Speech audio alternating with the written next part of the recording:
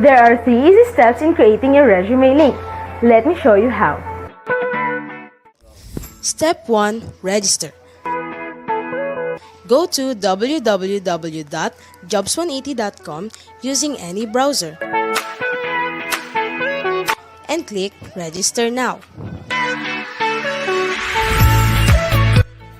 Fill out all the information needed. In choosing your resume link, use your full name so that it looks professional and it's easy to recall by potential employers. For example, Antonio Juan de la Cruz.jobs180.com. Step 2. Create and design. When creating your resume, make sure to complete your personal information and upload your profile picture. One of the highlights of the resume link is the portfolio section.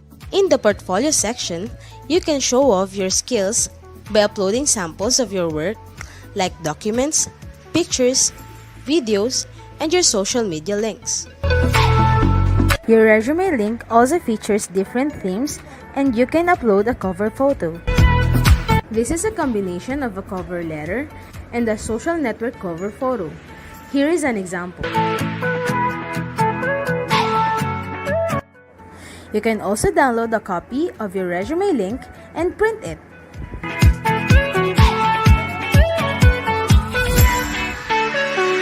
Step 3. Apply for a job.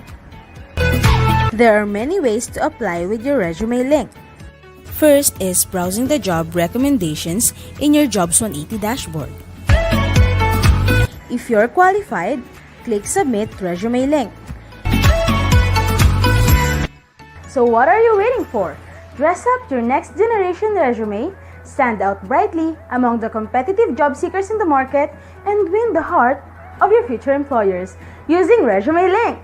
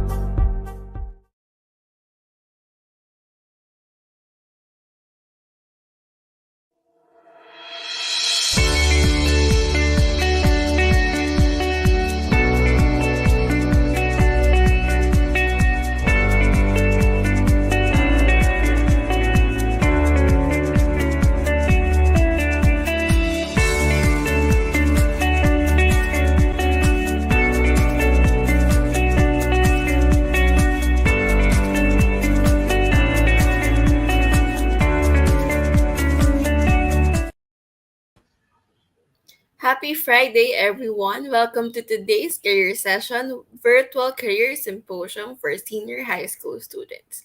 Today, we are live for the University of Perpetual Health System Delta. And we have speakers coming in to discuss. We have speakers from Optum, Ernst and Young Global Delivery Services, Genpact, and Makati Medical Center. So before we start, we invite everyone to join us for the opening prayer and the national anthem.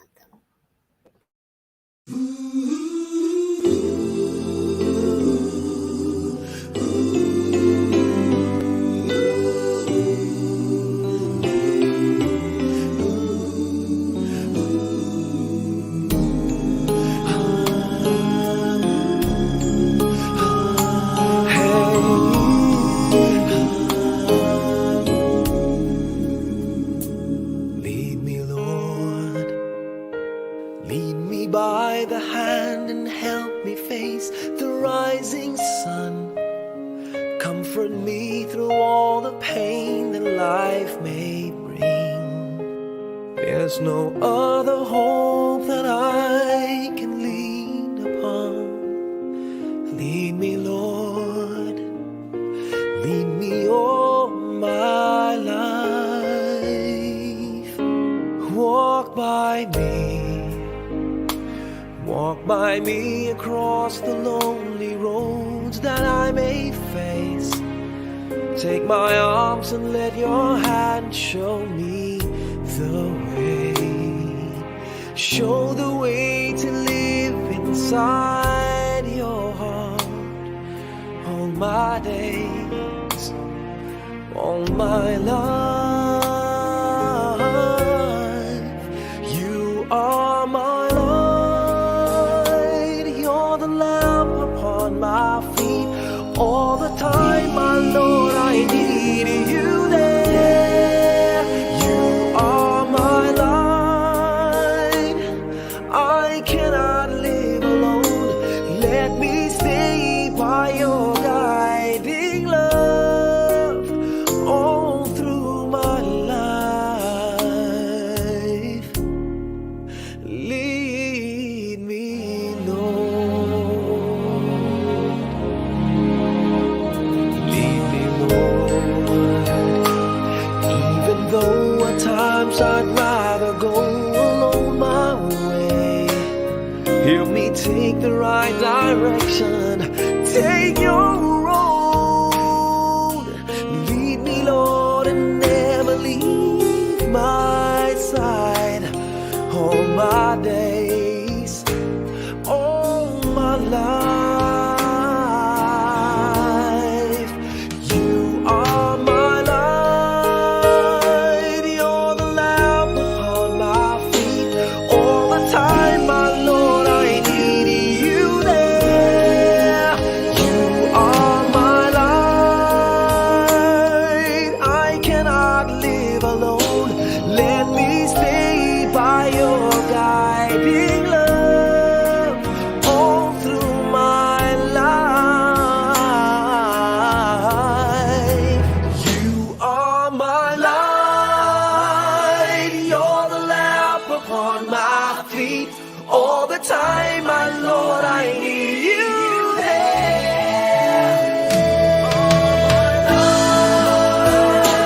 I just cannot live alone. Let me stay by your guiding love all through my life, all through my days. So lead me, oh Lord.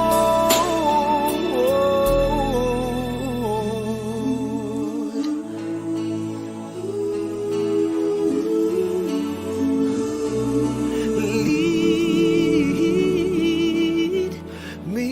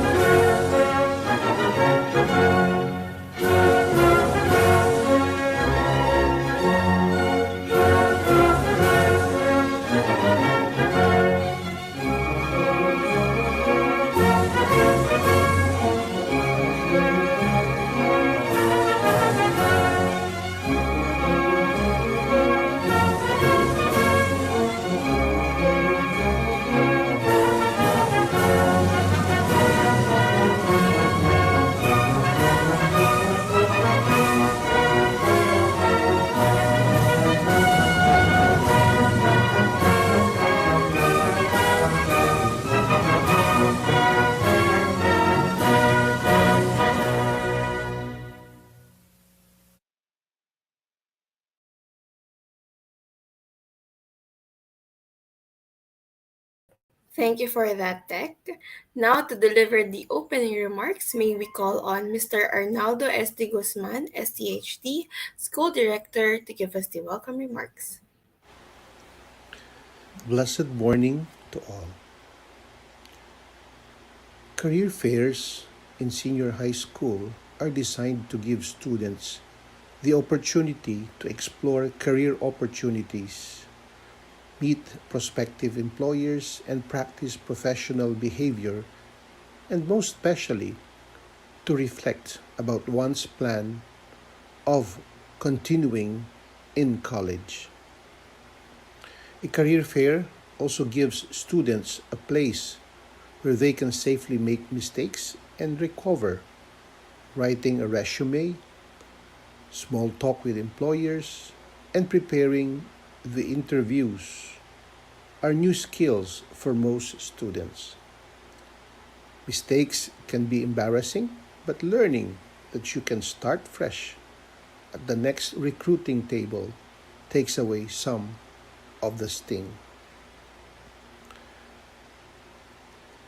In contemplating your plan to continue for college, I encourage you, my dear Perpetualites, to always consider your alma mater, the University of Perpetual Health.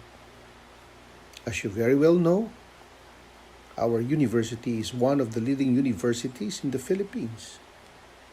It is one of the few autonomous universities, and during the pandemic, it has tried its best to adapt and adjust by offering the blended online learning modality. It is the first university in the South to be granted the permit to offer the limited face to face classes. Next year, the university will continue to offer blended learning and limited face to face. I encourage you to take advantage of this privilege of being part of the University of Perpetual Health, your alma mater. With this, may our Mother of Perpetual Health be your constant guide and inspiration. Stay safe and enjoy the symposium.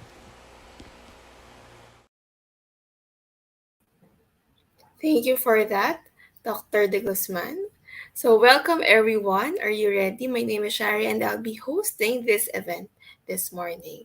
So, to our audience, please keep your comments coming.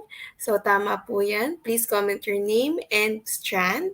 And please be reminded that attendance and evaluation will be released at the end of this webinar. Please tag your friends so they don't miss out on this activity today. Recordings of this webinar will be posted in the Jobs 180 Facebook and YouTube channel.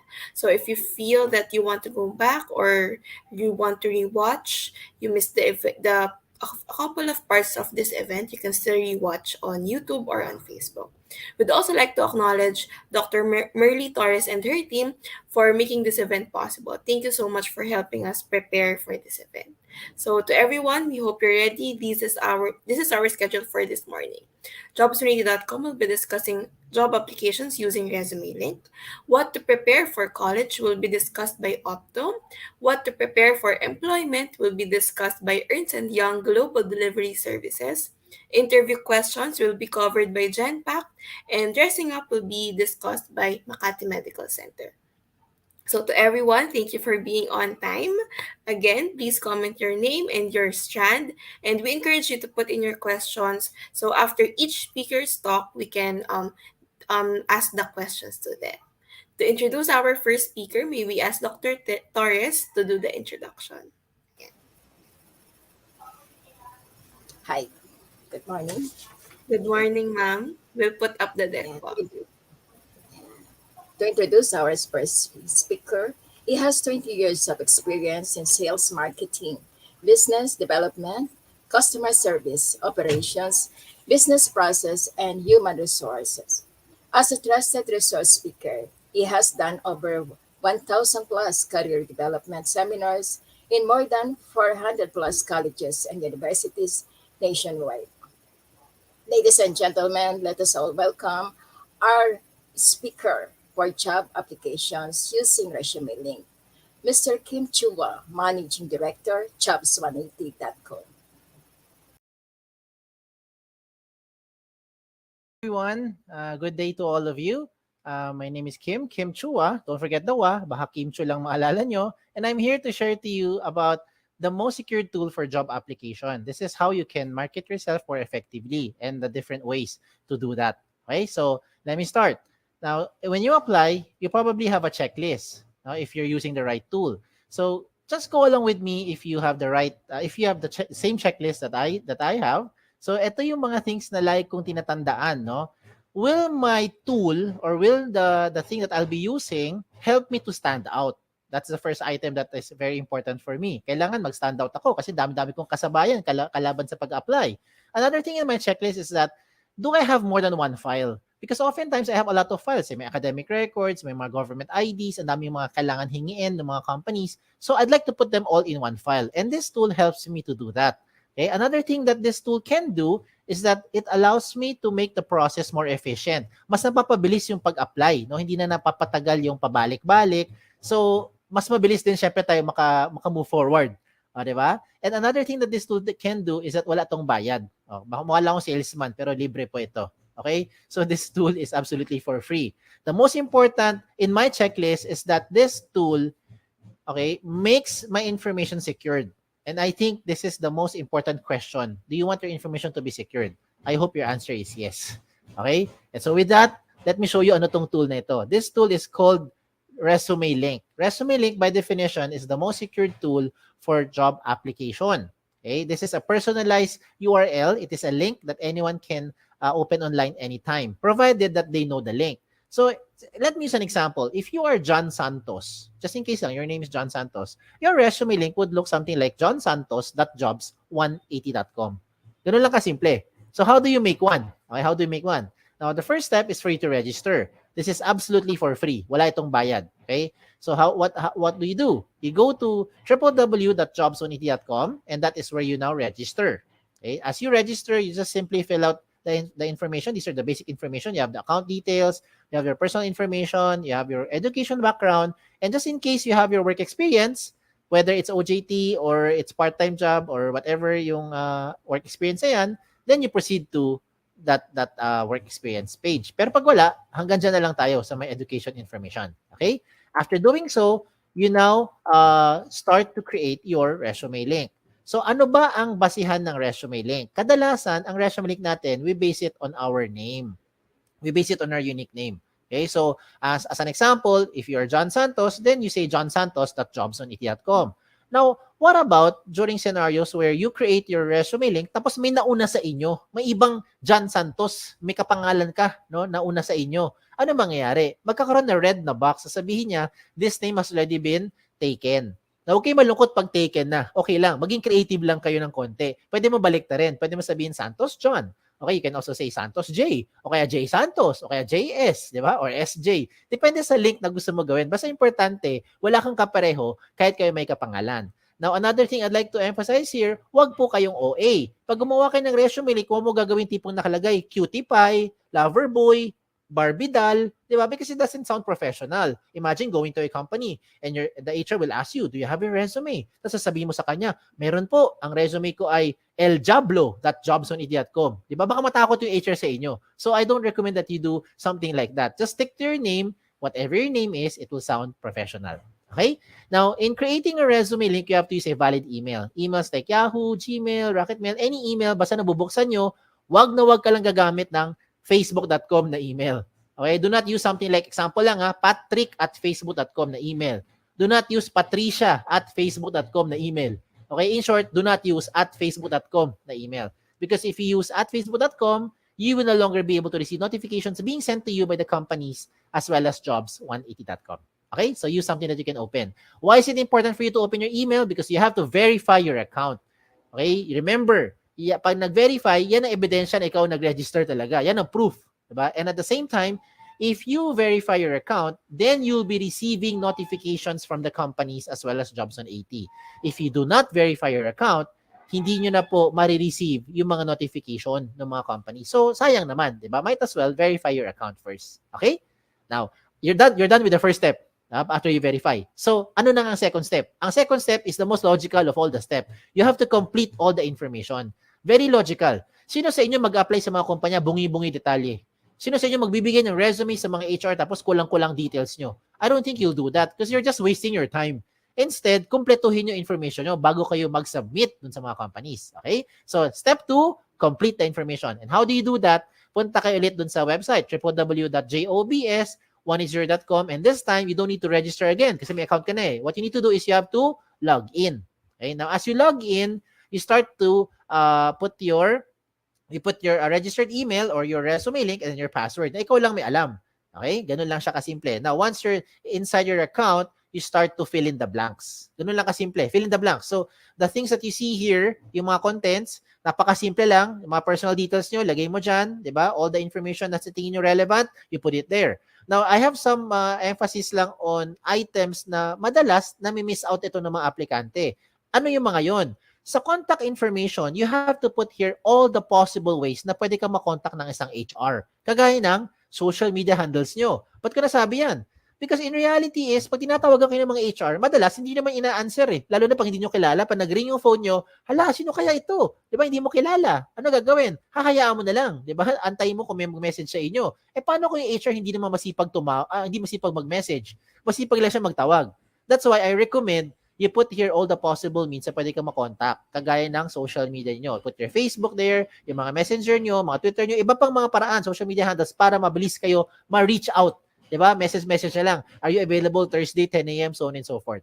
You get what I'm saying? Diba? So lahat ng paraan, lagay mo dyan. What else do you put here? You also put here yung inyong mga work options. Sa work options naman, you just choose lang, parang yes or no lang yan, parang switch, no? Kung ano yung mga options na gusto ninyo. No, willing to work night shift, willing to relocate, looking for OJT, you can also put it here.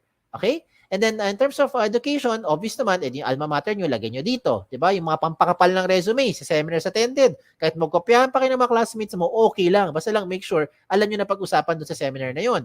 Pagdating sa certification, ganun din yan. Walang limit sa space yan. Achievements, recommend ko dito is you don't only put yung mga achievement nyo inside the school.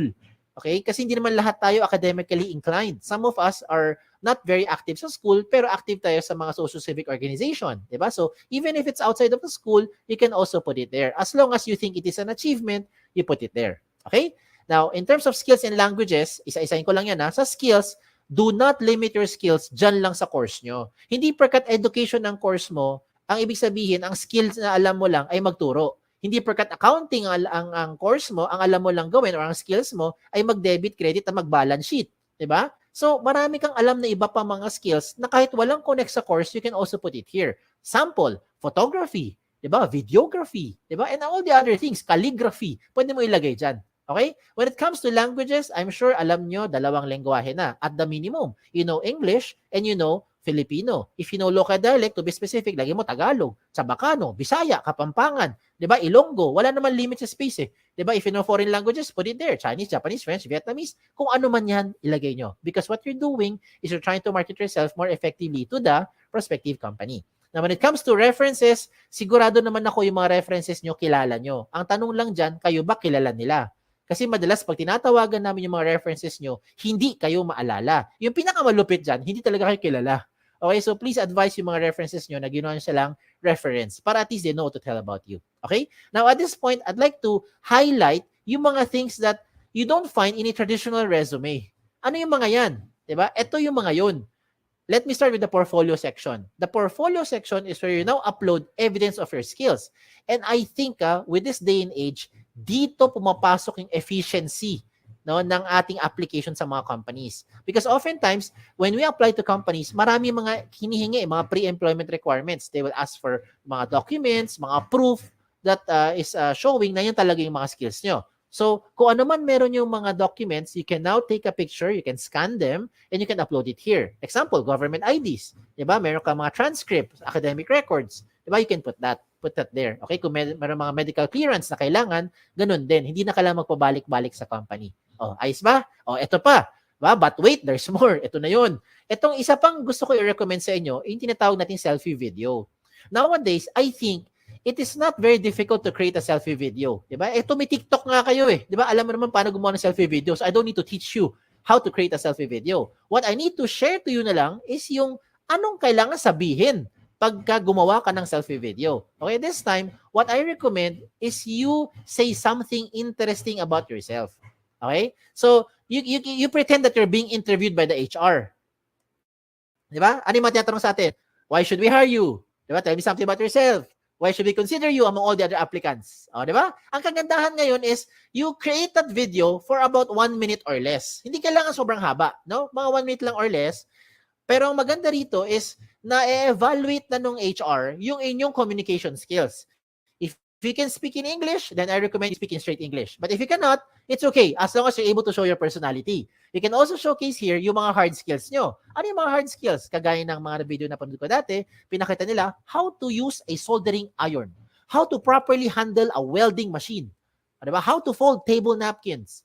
O ganun, diba? So depende kung ano yung mga skills na alam mo at depende kung ano yung nasa field mo rin, 'di ba, na napag-aralan, 'di ba? So, gusto mo magpakita ka kung paano mag-balance sheet, pwede rin, 'di ba? Again, it really depends on what you wanted to show dun sa HR. Ang point is, you don't need to travel back and forth para lang ipakita on the spot dun sa HR yung inyong hard skills. And most importantly, hindi na kailangan magkaroon ng maraming aberya, maraming istorbo, 'di ba? Sometimes when we try to contact you for the phone interview, maingay yung background, hindi marinig, 'di ba? Mahina signal, maingay, ano nangyari?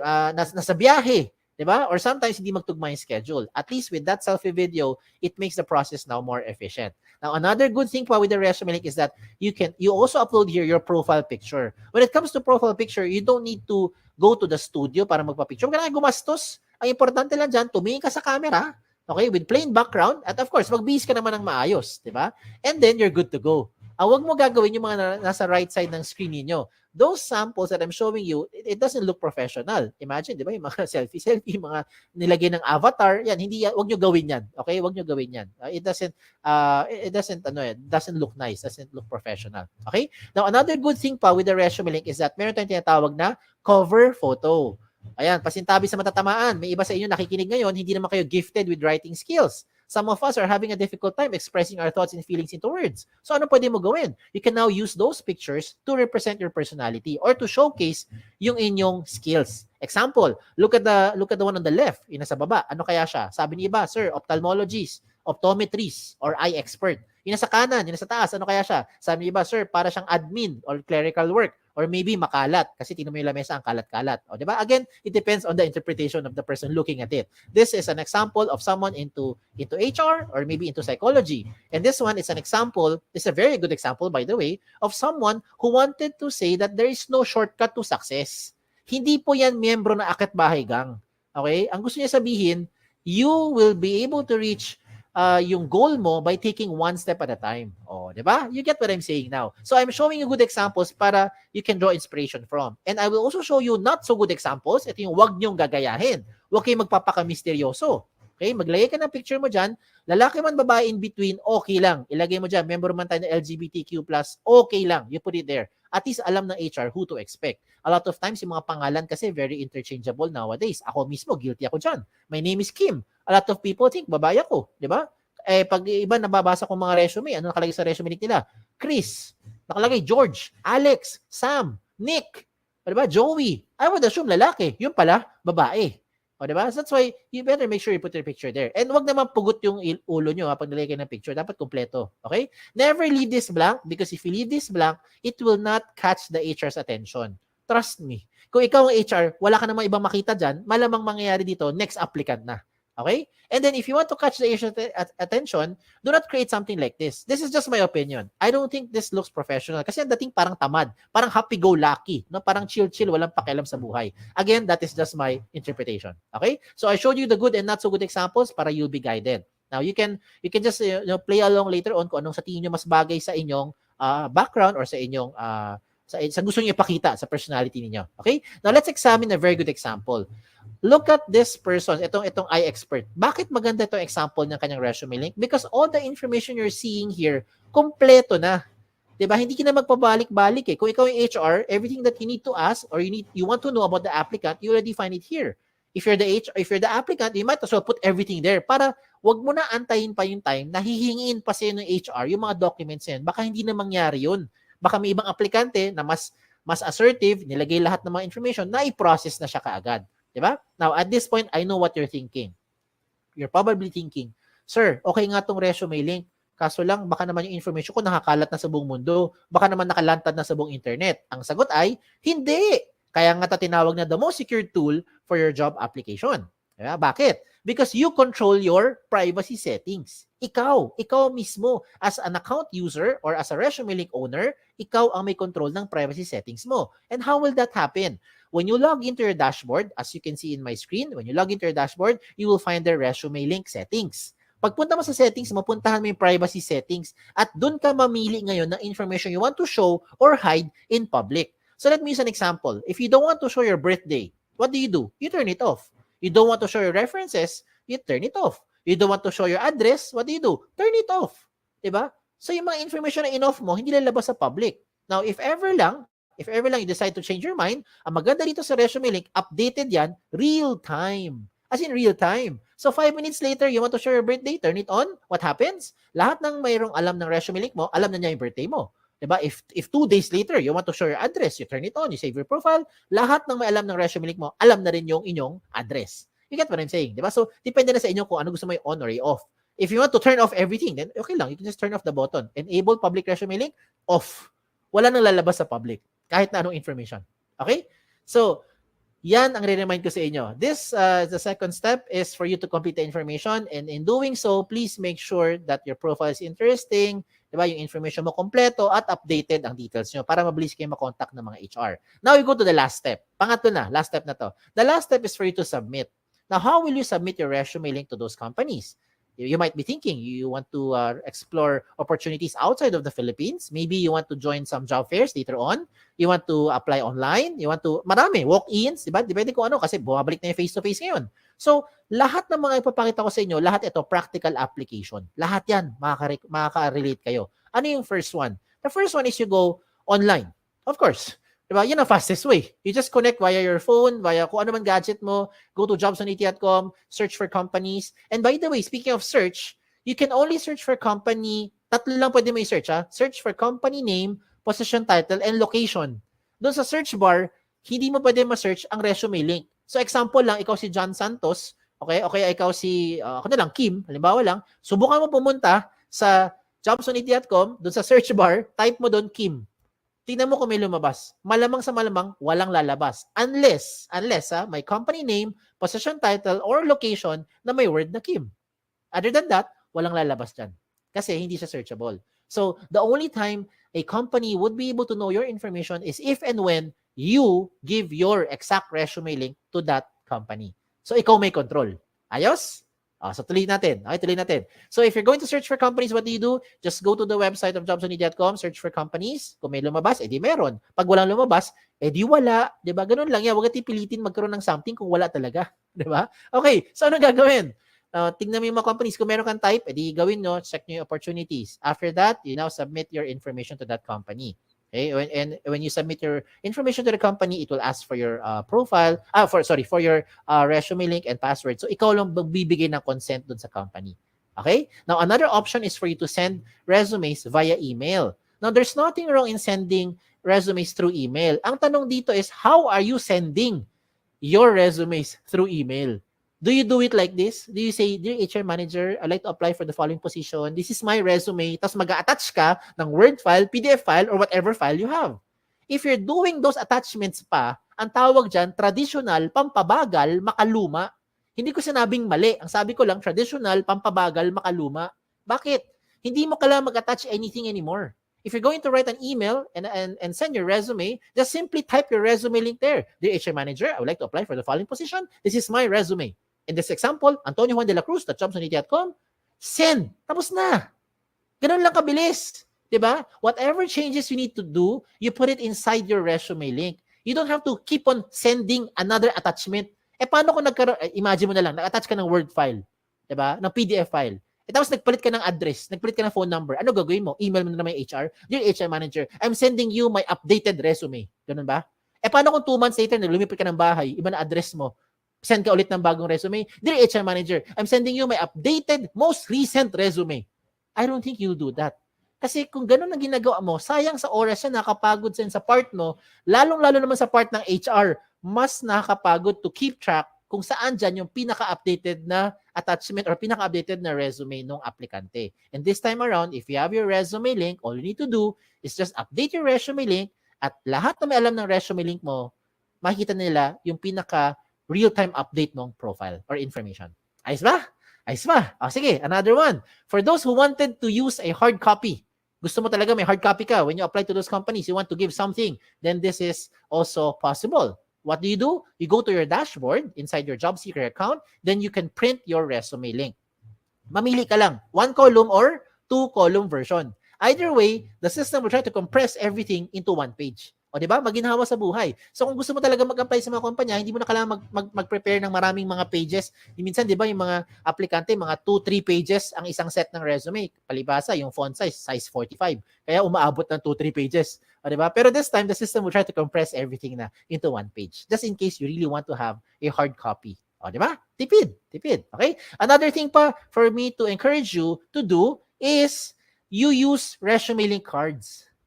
Resume link cards. Ano tong resume link card? Kung sa mga nagtatrabaho na, ang tawag namin business card. Sa mga nag-a-apply, tawag dyan, resume link card. So in one piece of paper, whether short bond or long bond paper, you can now design it your own way. You can design it depende kung ano ang gusto mo, pagiging creativity mo. Ikaw bahala. You can make 10, 20 sets of cards. Depende sa laki or liit. Diba? Kasi laki ng index card or kasi liit lang ng mga normal business cards natin. Diba? So depende. So maybe in one long bond paper, you can make 10, 20 sets of cards na. And so after you have it printed out, pwede ka na ngayon maggupit-gupit. Gupit-gupit na lang.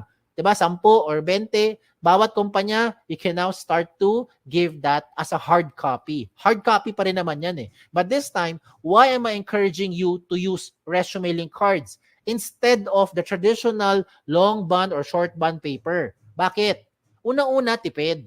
Diba? Because of course, right now, eto, tipid. Kasi if you're going to apply to 20 companies, you don't need to print 20 sets of long bond papers. You just need to print one long bond paper and cut 20 small pieces of resume link cards. O, diba? That's for the cost side. Tipid na. Pangalawa, at mas importante, security of information. Diba? You want to have peace of mind. Paano ko nasabi yan?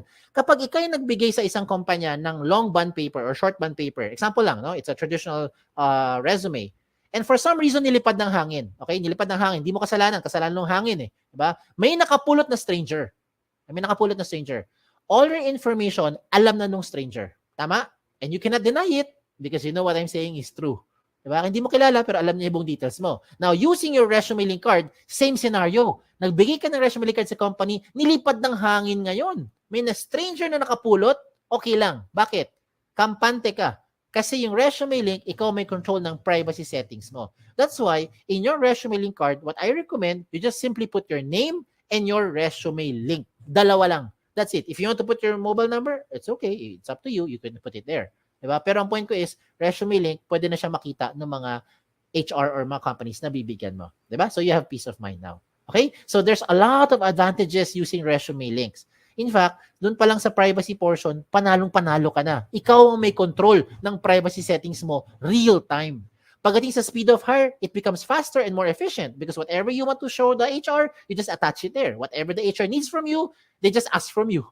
Diba? You take a picture, you scan them, upload it there, and later on, pag okay na, you now turn off yung privacy settings mo. Diba? Or you can remove them in the attachments. Diba? Cost efficient, definitely wala tong gastos, tipid. Diba? If you're thinking, ay sir, paano po yung internet, kailangan ng pang-load? Pwede ka maging resourceful. Connect lang tayo sa mga libreng wifi. O, diba? And then, pagdating sa flexibility, if you really want to have it printed out, yung inyong resume, you also have the option to print it out. That's like how I showed it to you, 1 column or 2 column version. Either way, it's really up to you. Pero ang point ko is, resume link na lahat yan. Okay? And you can use this to any platform, whatever platform you want to share it to. You want to share it sa mga messenger nyo, you want to share it sa email, sa Viber, sa text, di ba? Gusto mo, kaya ko bahala. Di ba? Gusto mo, sulat mo sa papel, tapos gawa ka ng airplane, palipad mo, di ba? May nakakuha, alam niya yung resume link mo. Ikaw bahala. Okay? Ikaw may control kung sino ang gusto mo bigyan. Okay? You don't have to use your USBs anymore. You don't have to save it sa hard drive. Baka mawala pa yung USB nyo. Delikado. Diba? Wag na. Baka kung ano pa makita ng mga nakakapulot ng mga USB na yan. Okay? So you don't need to worry about compatibility as well because this is compatible to any platform. If you're using Android, you're using Safari, kung ano magamit mo, pwede yan sa kahit anong version. Okay? And so, just to promote lang, if you want to be part of our team, we're also hiring. Mismo sa jobs180.com, we're hiring for several opportunities, several vacancies yan. Check out na lang yung aming jobs180.com/jobs180 na page. Okay? And by the grace of God, shout out lang ako, right now we have more than 400 plus colleges and university partners nationwide. From north all the way to the south of the Philippines. Thank you, Lord. O, diba? Ang kinalat namin, hindi lang virus. Biro lang. Kinalat namin resume link. Yan ang kinalat natin. So, a lot of schools now, including your alma mater, are now using the resume link. So, I hope it doesn't stop here. No, you become a blessing to others as well. If you have friends, you have yung mga relatives mo na sa tingin mo kailangan nitong tool na ito, you can share it to them. Wala namang bayad eh, libre naman yan. Okay? And so, as we close this portion, I'd like to discuss some of the frequently asked questions. Baka ito yung mga agam nyo or ito yung mga questions na gusto nyo tanungin. Sagutin ko na muna. Okay? Unang tanong, can I give my resume links to companies who do not know about jobs180.com? The answer is absolutely yes. Basta alam nila eksaktong link mo at ikaw may control, sino bibigyan mo nun? Ikaw lang ang magbibigay, diba? So ikaw lang may alam sino binigyan mo. Okay? Now, second question, is it the same as other job platform kagaya ng JobStreet, LinkedIn, or any other job site? The answer is no. May dalawang pagkakaiba. And let me use an example here. Let me do a shout out to JobStreet, no? Because I think you guys know what JobStreet is. So, shout out lang to them sa mga nasa JobStreet. If you're using JobStreet na resume, you can only apply to companies who are using JobStreet. If you're applying to a company who is not using JobStreet, you cannot use your JobStreet resume anymore. Pero pag gamit mo yung resume link mo, pwede mo yung gamitin kahit na saan, kahit na kanino, kahit na anong platform. Diba? Basta alam ng HR yung eksaktong link mo at ikaw magbibigay nun. That's the first difference. Second difference, if you have already submitted your JobStreet resume to an HR, you cannot change anything anymore. Well, you can on your end, but it will not be reflected on the HR. Hindi siya magiging real-time update. Comparing it to resume link ni Jobs 180, you can update it real-time. 2 days later, 5 minutes later, 6 weeks later, ikaw bahala, anytime nag-update ka ng information, lahat na in-update mo, dagdag bawas, will be reflected real-time across all na may alam ng resume link mo. Okay? So those are the two major differences. Now, pagdating sa pangatlong question, yan ang pinaka-simpleng tanong. Can I keep my information secured? I hope by this time na-convince ko na kayo na ito na ang pinaka-secured na job application platform. Okay? So, use your resume link. Number 4 question, I think, is the most important question. How often should you update your resume link? The answer is every time. Every time na meron kang babaguhin. Okay? Every time na meron kang babaguhin. Lalong-lalo na yung contact details mo. Kasi imagine, binago mo lahat. Binago mo yung work experience mo, nagkaroon ka ng awards, nagkaroon ng achievement, hindi ka naman makontakt ng HR. Wala rin, di ba? Sayang din. That's why you have to update yung contact details niyo. Okay? And the last question is just a trivia. Trivia lang, palaisipan. Why is this called jobs180.com? This is called jobs180.com because we want to turn your life around 180 degrees. And in case you're wondering, no, you wanted to raise a concern, bakit hindi po 360? Kasi pag 360 degrees, you only go back to where you started. Ikot ka lang na ikot, wala kang pupuntahan. 'Di ba? Bumabalik ka lang kung saan ka galing. Oh, ha? O, di ba? Char-char lang yan. Okay? So, anyways, again, kung meron pa kayo ibang questions, just in case you have questions, okay, you may send those questions here through our website, www.jobs180.com. You can also email us or email me here sa info@jobs180.com. You can like us on Facebook, also Twitter, Instagram, pati na rin sa TikTok. Okay? So, check us out on all our social media platform. Okay? Again, my name is Kim Chua. Don't forget the wa. Okay? Isang magandang araw po sa inyo lahat. Thank you. Thank you for that, Sir Kim. So to everyone, the floor is now open for questions. Kung meron po kayong tanong, pwede nyo pong ilagay sa ating comment section. So ako po muna ang mauuna. So first question, sir. Is it okay to apply to jobs not directly related to your discipline or to your field of study po? Okay. Definitely, yes, Ma'am Shari. They can apply to companies outside of their course or their specialization or their strand. Because I know some of the audience here might explore opportunities na after their school, no, this year. So the answer there is yes, definitely. Pwede. Wala naman pong bawal as long as you think, you know yourself, as long as you have the skills for that. Definitely you explore. Walang bawal. Go lang. Okay. Please, can you tell us about, sir, the virtual career fair happening on when is it happening? Sige, while you're checking the date, We need more info, sir. How do they use this to attend the virtual career fair? okay. So for the virtual career fair, right now, what they need to do is fix up their resume link. Yan ang unang-unang kailangan nila gawin, no, for all those who are listening right now. Even if you're not attending the job fair or the virtual career fair, I recommend that you already start uh, um, completing the information sa inyong resume link. Kasi ang dahilan niyan is that sooner or later you will start to explore for opportunities. Okay? And if my memory is correct, ang inyong virtual career fair is happening on April 14. Kung tama ako April 14 siya. So later on, let's double check na lang the date if that is correct. But from my memory, that's your job fair, that's your virtual career fair. It's a Friday and it's happening a few weeks from now. So ano gagawin mo? A few items. Number one, ayusin ang resume link. Okay? Huwag nyo antayin yung time na last minute tsaka kayo nagka-cram. Kasi alam ko, naging estudyante rin ako noong minsan, gawain ko yan eh. Diba? Tipo, matagal pa naman yan eh. 2 weeks from now, tsaka na yan. Diba? Eh yung 2 weeks from now, mangyayari niyan 2 days from now. Ay, some of you might be reacting, 2 days pa naman yan, kayang-kaya yan. By the time malapit na yung job fair, tipong 2 hours na lang, tsaka kagagawa, ay 2 hours na lang pala yan. That's the time you start cramming. I don't think you'll be able to deliver good results, no, for that. Kasi syempre, hindi mo pinaghandaan eh. Kaya maganda, ayusin niyo yung resume link niyo, isipin niyo ano dapat niyo ilagay, fix it up, and then on the job fair itself, what you need to do, ang recommend ko naman is you explore all the companies. There will be companies there who will be outside of your course, of your strand. Ang recommend ko, bigay mo pa rin resume link mo. Okay? It won't hurt to give your resume link to those companies because you never know, there might be an opportunity that will fit your profile. Diba? Maybe right now, you are, example lang ang strand mo, nasa ABM ka. Diba? So you're thinking now, bakit ako magsasubmit or yung course mo ngayon, example, nasa education. Diba? Ba't ako magsasubmit sa isang IT company na nangangailangan ng graphic designer? Wala naman akong graphic designer skills. Diba? Example lang. Okay? Nakita mo lang doon opportunity pang programming. Ang recommend ko, you still submit to the company, diba? And set expectations lang na for now, malamang hindi kayo pa-process kasi yung requirement nila pang graphic design tsaka pang programming. Pero you never know. That company might also be needing someone later on for administrative work, diba? Or for something else, diba? That will be that you'll be able to contribute, diba? So yan ang dalawang gusto ko lang i-keep simple yung reminder ko. 1, fix your resume link, and number 2, submit and explore to all companies na pupunta doon sa virtual career fair niyo or sa job fair niyo.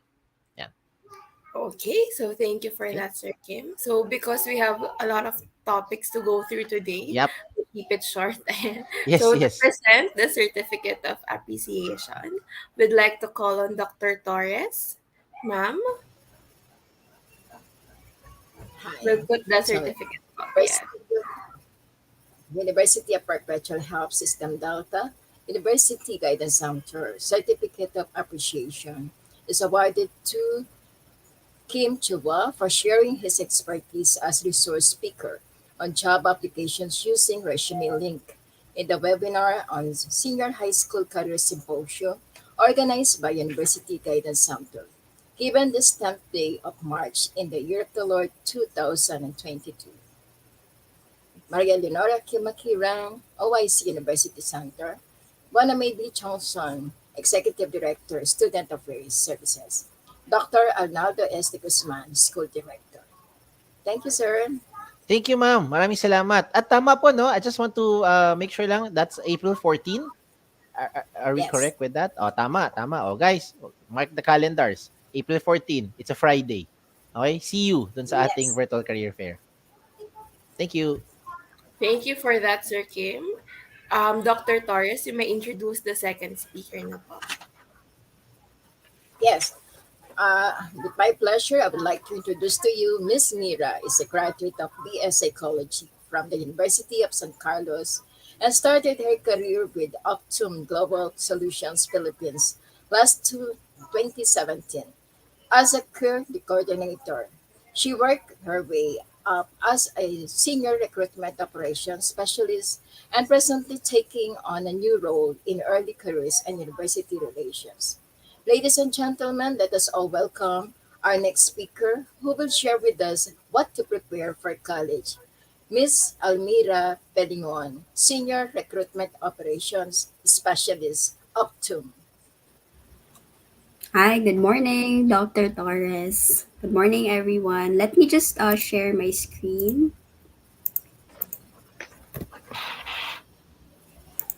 Let me know if it's up. Oh, Yes, Miss Almira. okay, great. So, hi again. Good morning, everyone. My name is Almira. I'm part of the Early Careers and University Relations here in Optum Global Solutions. So, before I jump right into my topic, I wanted to introduce first the organization that I am working with. So, if you're not yet familiar with Optum, we are a United Health Group company, which is the largest health insurance provider in the US. So, we are a Fortune 5 company serving virtually every dimension of the health system. We are now approximately at 330,000 employees worldwide and over 19,000 in the Philippines. And we work with a diverse set of clients across 150 countries, and we touch nearly every aspect of healthcare financing and delivery. Of course, here in Optum, we do follow a set of mission and values. Our mission is to help people live healthier lives and to help make the health system work better for everyone.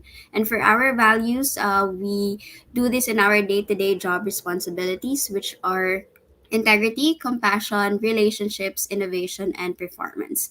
And if you can see on the pictures below, we also value work life balance. So we do have engagement activities pre pandemic and starting to come back right now uh, once we go back to the new normal.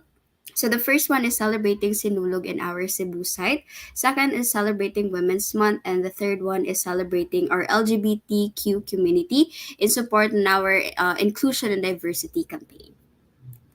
So where are we located in the Philippines? So Optum currently has six sites. However, in Davao, it's a future location within this year up until 2024. But we do have an office in Taguig, which is in McKinley Hill. We have in Cebu, which is in IT Park. Quezon City is in UP Techno Hub. Alabang is in Philinvest City, and the newest site that we have is in Makati, which is located in One Ayala. So our career areas here in Optum is spanning from technology to shared services. So we offer positions for analytics, automation, information security, and data science. For customer service, this is medium to highly complex customer support roles. For clinical, we hire registered nurses, USRN, medical coders, as well as medical allied courses. And then for shared services, these are leadership roles. This is also where talent acquisition, HR, marketing, and finance belongs in. And let me quickly share, last but not the least, our COVID 19 response here in Optum. So, we are employing and paying full wages to our entire workforce. When the lockdown started last March of 2020, we shifted right away to a virtual hiring process to protect our candidates and employees. Same as 90% of our non clinical workforce was transitioned to a work at home status while maintaining all service levels. And in line with our mission to help people live healthier lives, we donated an additional $10 million to fight the pandemic in these countries, including the Philippines. We actually partnered with Caritas Manila and provided a funding support of 25 million pesos to the foundation's efforts to fight the COVID-19 pandemic. Okay, so now that you know a little bit about the company that I am working with, let's just jump right into my topic. I titled it Mapping Your Future, What to Prepare for College. So I know most of you here are K to 12 graduating students. So college is somehow very near already. So you have to start thinking about your plans for your college degree if you plan to pursue a higher education. So there are no secrets to success. It is actually the result of preparation, hard work, and learning from failure. So today, I will help you prepare before setting up yourself for success in college. Okay? Start with the very first one is doing your research. So research about the schools you want to get in, the courses that are aligned with your interests. You can focus on academics first, of course, when researching. Ultimately, the reason you are going to college is to get a good education, right? So if you know what you want to study, make sure to visit the department's webpage and read about the courses offered and the professors who teach these classes. So that's one way that you can do research about the college that you're planning to go into. So whether you have decided on a major or are still exploring options, there are lots of research to be done when researching about your college and your course. Many students actually change courses at least once during college. So it's very important to get a sense of the overall academic environment and curriculum requirements at each school. That's why research is important. So you can also consider social factors like dining, housing, activities surrounding the community if you are planning to study outside of your hometown. Okay? But the most important thing is to align your priorities with your chosen school. Again, that's the very first one. One of the important things to prepare for college is doing your research. Okay? So let's move on to the second one, which is think about finances. By the way, this is in no particular order. All of these five ways to prepare for college are equally important to gear you up for the next step on your life. So, number two is think about finances. So, college is expensive. First, talk to your parents to find out their budget. So, if the school you really want to get in is out of the price range, getting a part time job and a savings account um, is actually very good idea or a most proactive solution. So you should also begin actively looking into scholarship opportunities, especially if you're planning to go outside your current area to study. Then that will be more expensive, considering that you have to find a good location to live in, and also the dining, and also with regards to the environment or the fare if the school is far from where you are planning to live in. So again, think about finances. You need to talk to your parents about this. And if it's outside the budget, then you can proactively search for means to fund your college in the future. Okay? All right. So let's move on to the third one.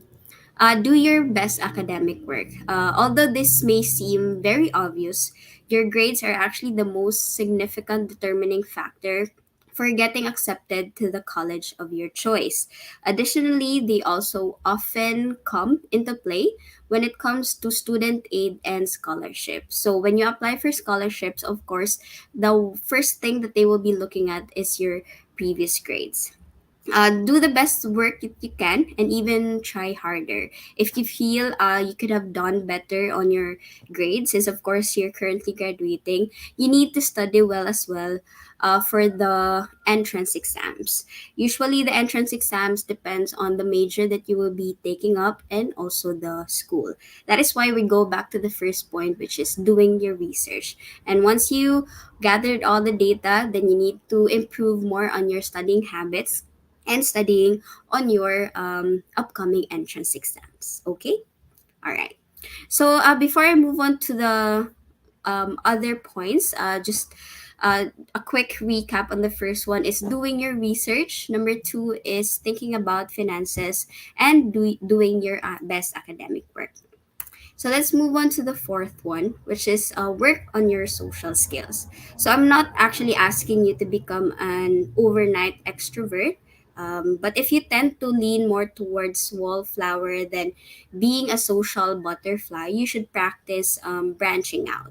Communication is the glue that holds everything together, and that won't change throughout your life. So might as well practice as early as now. Your relationships or lack thereof with your fellow students, professors, and others all depend upon a connection. So, to improve your social abilities, start raising your hand more often in class. You can ask and answer questions and stop worrying about what others think of you. If you want and need something, you will need to speak up, because you always need to remember as well the old saying that the squeaky wheel gets the grease. And you can connect with your mentors, teachers, or professionals who can help guide you through the process and help set you up for success for the next step of your life. Okay? So, again, that's working on your social skills. And last but not the least is keeping an open mind. So, a lot will change over the next 4 years when you enter college. And college is all about mind expanding experiences. So, you will be learning a lot or about yourself and what you want out of life. So, you will also be meeting many people with different worldviews. So, expanding your thoughts is the name of the game when you enter college. There's so much more that what you've had in front of you up to now.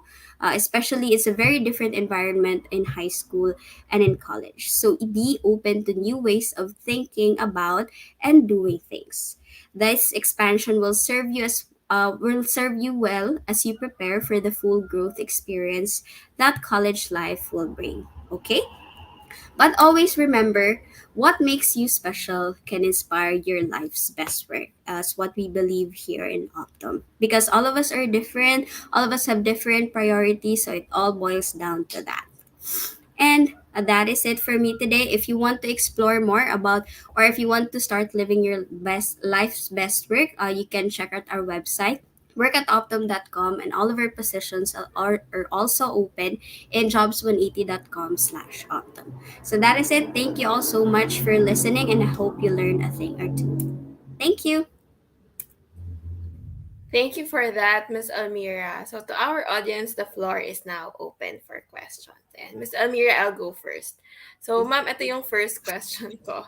Ma'am, can we ask what are the things that like shocked you in college? Because in my case, I graduated from a Catholic school. So from Mm, elementary to high school, I was in a Catholic school. So when I get mm, into college, I was ang nakaka-shock sa akin dun, ma'am, is that hindi sila tumatayo for prayer. Ay, walang prayer at all. So, mm, ang mm, expectation ko, bago mag-start yung class, inaantay ko, hindi ba sila magpi-pray, ganyan, per klase. Hindi ba sila mm, magpi-pray? Pag magre-recite, hindi ba sila tatayo? Kasi parang people just raise their hand and they just answer on their mm, seats. mm, So, kayo, mm. ma'am, what are the things that shocked you? Okay. Siguro yung nag-shock sa akin is parang reverse sa'yo. Kasi when I was in elementary and high school, non-Catholic schools, public schools lang siya. And then when I did my college, it's private and Catholic school. So yung difference lang din is parang like they have 3 p.m. Prayers every before class they have prayers so that so parang different or reverse lang talaga sa So I got shocked na if every 3 p.m. Yung prayers is binablast sa speakers all over the school and you need to stop doing what you're currently doing within the school. Kahit naglalakad ka, you have to stop. So basically, that's one of the culture shock din, transferring to a non-Catholic and to a Catholic school. And then the second one is, of course, the environment. Kasi I was from the province and then I transferred to a big city in Cebu to study. So the difference with like how they do about their life, like It's late fast. nagko-close. Yes, fast pace siya tapos late nagko-close yung mga store kasi in the province very early 6 p.m. 7 p.m. wala tulog na yung mga tao, but in the city it's still bustling at 7 9 8 9 10 p.m. So yun din isa din yun. Yeah, thank you for that, ma'am. Thank you for sharing your story. Next question. Mm-mm. What lessons do you want to share? Like, what lessons did you absorb in college that you want to share? In my case Mm-mm. po kasi, like, on my first subject, on my first day of my college years, my first day, first class, the professor, it was like English 1. The professor Mm-mm. told us that the quote was from Bob Ong. The quote was from Bob Ong, and the English professor said, "Oh, mga ano kayo, mga English majors kayo." Tapos nakikita niyo yung quote na ginagamit ko ay Bob Ong, ganyan sabi niya. Tapos the Mm-mm. quote was, parang di non-verbatim, ma'am. Parang iba ang nag-aaral para makapaghanap ng trabaho at iba ang nag-aaral para matuto. So that was the lesson that stuck with me like all throughout my years, that I had to learn not so I can find the job, but I have to Mm-mm. learn just so I need to learn. Parang ganun po yung ano. Mm-mm. Mm-mm. So, kayo, ma'am, what lessons were like so parang nag-stand out sa inyo, ma'am, that you want to Mm-mm. share? our audience? Siguro, the lesson is parang when I started working na, parang in retrospect, looking back when I was in college, parang lately ko lang din na realize na parang it doesn't really matter talaga if you were a dean's lister during college, because you will still land a job and you will still excel in that specific job if you do good. Kasi employers right now doesn't look at your grades anymore, if you had high grades, and doesn't look at the school as well. So maybe that's one of my takeaway when I started working. But of course, I'm not saying that it's not important to be academically good, because for me, in my sense, I also tried my very best to excel in school. However, I did not forget to have a life outside school. So kumbaga, just make it a harmonious relationship between having fun and studying, because college is the time wherein you will be learning more about yourself. So you shouldn't limit yourself in just studying in the corners of your room, but you can also go outside, meet people, because that way you can also learn a lot more than what you're learning inside the classroom. So again, basically that's it. Don't just limit yourself in studying. Also, start to improve more on your other skills other than academics. Ayan, thank you for that Mm-hmm. reminder, ma'am. So, important din to everyone Mm-mm. that you invest on your extracurricular activities. Yes. Mm-mm. Next question, ma'am. Were you like a model student when you were in college? Like, you went to all your classes, you were not late, mga ganun, ma'am, complete attendance, Mm-mm. or, or, or did you like experience like, ano lang naman, fun things, like, cutting classes so you can go to somewhere else, like that? Mm-mm. What's Mm-mm. like, because in college there's like parang normal naman yun para to everyone. Mm-mm. They that Uh-uh. parang they allot time to other things. Oh, I have to work on something else, so I will like um cut this class for the meantime, ganyan. Mm-mm. Okay. I wasn't exactly the model student, pero I really go to class every day. Parang nag-absent lang siguro ako if bumaha in front of the school, I can't get in. If also I'm sick, but I'm always punctual and also go to school talaga every day. Kasi I was a probinsyana. So I was actually scared din to go out all the time, or to parang feeling ko kasi magsasayang ako ng tuition if I don't do well in school, kasi nga I was just sent to the city from the province. So what I was thinking at that time is, of course, in honor of my parents as well, who's spending so much for me in college, I have to do good. I have to do well in my studies and such. With regards to having fun, of course, since I've met a lot of friends during college, so I did not hesitate as well. Like I explored partying when I was in college, but not to the point that I'll be missing my classes the next day. But yes, of course I balance it out with having fun and academics. Ayan, thank you for that, ma'am. Ano po yung mga usual ano? Kasi in my college, we were allowed like 6 absences for like every Mm, class. And for every class, you get a leeway of 15 minutes, parang grace period. So if mm, your class starts at 8:30, 8:45 pa mm, yung late. Ganyan. mm, So yes. those are things that are different like per college. May mga rules sila na in some cases naman parang per absent mo nababawasan yung grade mo. So Mm, pag nag-absent ka ng isa, okay, the highest you can get now. You can get an uno. The highest you can get, even if you perfect your scores, you perfect your exams, pinakamataas mo na lang is 125, ganyan. So, mm. kayo ma'am, ano yung grading? Yan din, actually the same din, like the highest one is 1.0, and then failed na yung 3.1 to 5.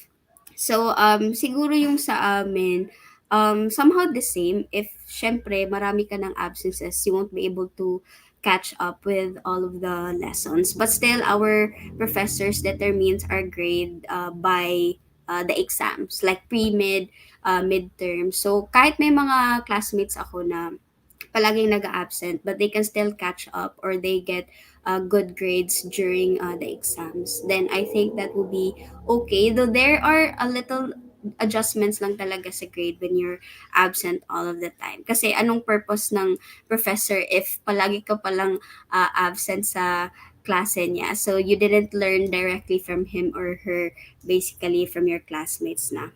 But usually it will really, the big chunk of the grades is really depending on the exams for midterms and finals, and also the projects then. Basically that's it. Ayan. Thank you for that, ma'am. Ito, ma'am, may question na pumasok. So, this one is from my team po. Question. Mm-mm. Ma'am, paano kayo pumili ng course? Expectation versus reality sa major na nakuha po ninyo. Okay, sige. So, funny thing kasi, hindi naman ako masyadong matanda, but before kasi, usually, yung parents yung nag-choose ng course. So, what happened to me is, actually, gumaya lang ako sa kinuha na course ng best friend ko. Kasi at that time, yung sikat talaga na course is nursing or pang pre-med na courses. So, I was actually leaning towards taking up nursing course. However, I did not pass the entrance exams that I was taking for nursing school. So what I did is I looked for a course, or me and my friend looked for a course that's somehow related or can be a pre-med that we won't really have a hard time when we pursue medicine. And one of the interesting courses is psychology because it's the study of the human behavior. So we were thinking, parang interested ito, baka wala tong math kasi human behavior. So that was our expectation. Of course, we took a science course para walang math. But of course, expectation when we got to college, ang dami pa ring math. Wala kang takas. Any other course that you will do, kahit mag-med ka pa, meron pa ring math. Sisingit talaga siya kahit anong course. So that's the expectation, walang math. But the reality is ang raming math. We undergone physics, algebra, calculus. So it's all there. Wala kang takas. Yun lang. Hey, ma'am, I can't remember the number of people that that they chose their course because Mm-mm. inisip nila walang math. So Walang same with math. Mm-mm. that's I took up language kasi inisip ko ay wala kasing math. Pero Mm-mm. that changed when we na pag syntax na may math na. Ganyan. Yes, meron So talaga. So, to everyone, it depends naman, ma'am, eh. Pero may mga Mm. colleges kasi, in UP, there was a time where all of the courses were required to like take math classes. Pero Hmm, when the new administration came in, tinanggal na nila yon. So, if you're a freshie, you get to choose whatever you want. So, kami, mm, you need to have 5 classes of math mm, related courses. Not really math, pero math related. So we just choose the ones that are pinakamalayo. So stat, mga ganun. Pero hmm, it's still math, and we can graduate. You can actually graduate without having to do algebra in all of your years in UP mm. if you're Oh, track. na Ganyan. oh, Yan. okay, nice, nice. That's why it's important to do your research talaga on the curriculum that you're about to take. But at least, hindi ka na ma-shock na ang dami palang math ng course na 'to. Also, yun pala yung iniiwasan mo, pero yun pala yung madami sa course. Oo. Hindi ko ina-expect. Ma'am, what's your take on professor shopping? Like, it's a thing right now. Like for, ano ba to? Yung mga naunang class, they will Mm, post like reviews on their professor. Sino yung nagbibigay ng uno, hmm, sino yung mahirap magpa-exam. So mm, they post it on a page or on a group, and then mm, the future population, the future people can like browse. Professor Cruz, Professor Santos, ganyan ganyan. So what's your mm, take on that? Is that parang strategic, or is that a mm. bad? For me, parang both siya may pros and cons. Kasi pros is, of course, you get to choose kung sinong professor yung mas align sa gusto mo. Or basically, you can choose or you have a glimpse of how this professor works in that kind of setup. But siguro yung con lang is hindi na medyo saturated na yung students na pupunta doon sa professor. Paano naman yung ibang professor na ay hindi ko to bet. So wala na mag-enroll for that specific professor. So magiging saturated siya in the sense na hindi na balance yung pag separate ng mga students to each professor. So I think that's one thing. And also, possible din na may effect kasi siya sa professor. But because somehow they might think that this is working pero hindi pala. So they can, it's either a negative or a positive approach that they can change it for the better, or they can like parang magtitimpe or may mafe-feel bad sila sa student na yan, baka maging personal. So it actually will go both ways, na positive at saka negative. But for me, if meron yan before, it's very advantage din. Kasi may iba talagang teacher na out of spite yung pag-grade at saka ano ng lesson. So it's a very good na ngayon meron ng ganyang option. But yun lang, may pros and cons talaga siya. Ano yun, ma'am? Ano to? Underground yun, ma'am. Ah, Hindi publicly available. Parang sila-sila lang yung gagawa lang sila. ah, Ayan. okay. So, Mm-mm. to everyone, at least alam niyo na yung natin, no? Mm-mm. Mga ins and outs, ganyan. Mga Yes. konting info regarding pagpapasok na kayo ng college. Ayan. Ms. Almira, Mm-mm. thank you so much for Thank accommodating all of you. our questions. To award the Certificate of Appreciation, we call on Dr. Torres. Ma'am? University of Perpetual Health System Delta, University Guidance Center. Certificate of Appreciation is awarded to Almira Pelingon for sharing her expertise as resource speaker on what to prepare for college during the webinar on Senior High School Career Symposium organized by University Guidance Center. Even this 10th day of March in the year of the Lord 2023. Miss Maria Leonora Kimakiran, OIC University Guidance Center. Miss Boname B. Johnson, Executive Director, Student Affairs Services. Dr. Arnaldo S. de Guzman, School Director. Thank you very much, Ma'am Almira, for Thank you, sharing. Dr. Miss Torres. Mira, have a great day Thank po. you. Have a great day. Dr. Torres, you can now introduce the second speaker po. Our next speaker is Mr. Dennis. He brings with him over his 18 years of experience in supporting the learning and development needs of organizations across levels. Prior to joining EY, he worked with GP Strategies as the leadership and management training manager for East Asia. He has also worked with HSBC Global Service Centers, partnering with various senior leaders in 7 countries to drive leadership development. Sir Dennis has a Bachelor of Science degree in psychology from Ateneo de Manila University. He is also a certified facilitator for situational leadership 2 program from the Can Blanchard companies, as well as the Myers-Briggs Type Indicator MBTI program from CPP. He is also a certified instructor for TRACOM, Social Style and Versatility. Ladies and gentlemen, let us all welcome our next presenter. He will be sharing with us what to prepare for employment. Let us all welcome the Talent Development Assistant Director, EY GDS, Mr. Danis Supetran. Hello, hello, Dr. Torres. Thank you so much for the wonderful introduction. And I'm very, honored to be a guest at this virtual event. I know a lot of us are currently, like, again, transitioning very slowly. And I think, from a university perspective, most of your students are already going back on site. Is that correct, Dr. Torres? Yes, yes, sir.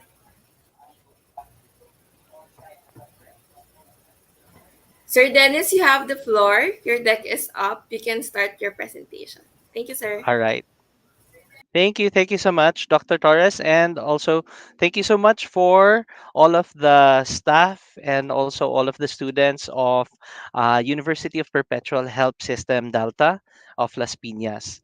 So again, when we talk about what to prepare for employment, I think it's a very broad and a lot of topics to talk about. But I think, I always go back to the basic principles, which is, what are the habits that we formed? And I think this is where, when we take a look at the education that a lot of the graduating students and even, our graduated students have gone through, those are the habits that really need to be focused on and really need to be amplified, especially when you go into the workplace, right?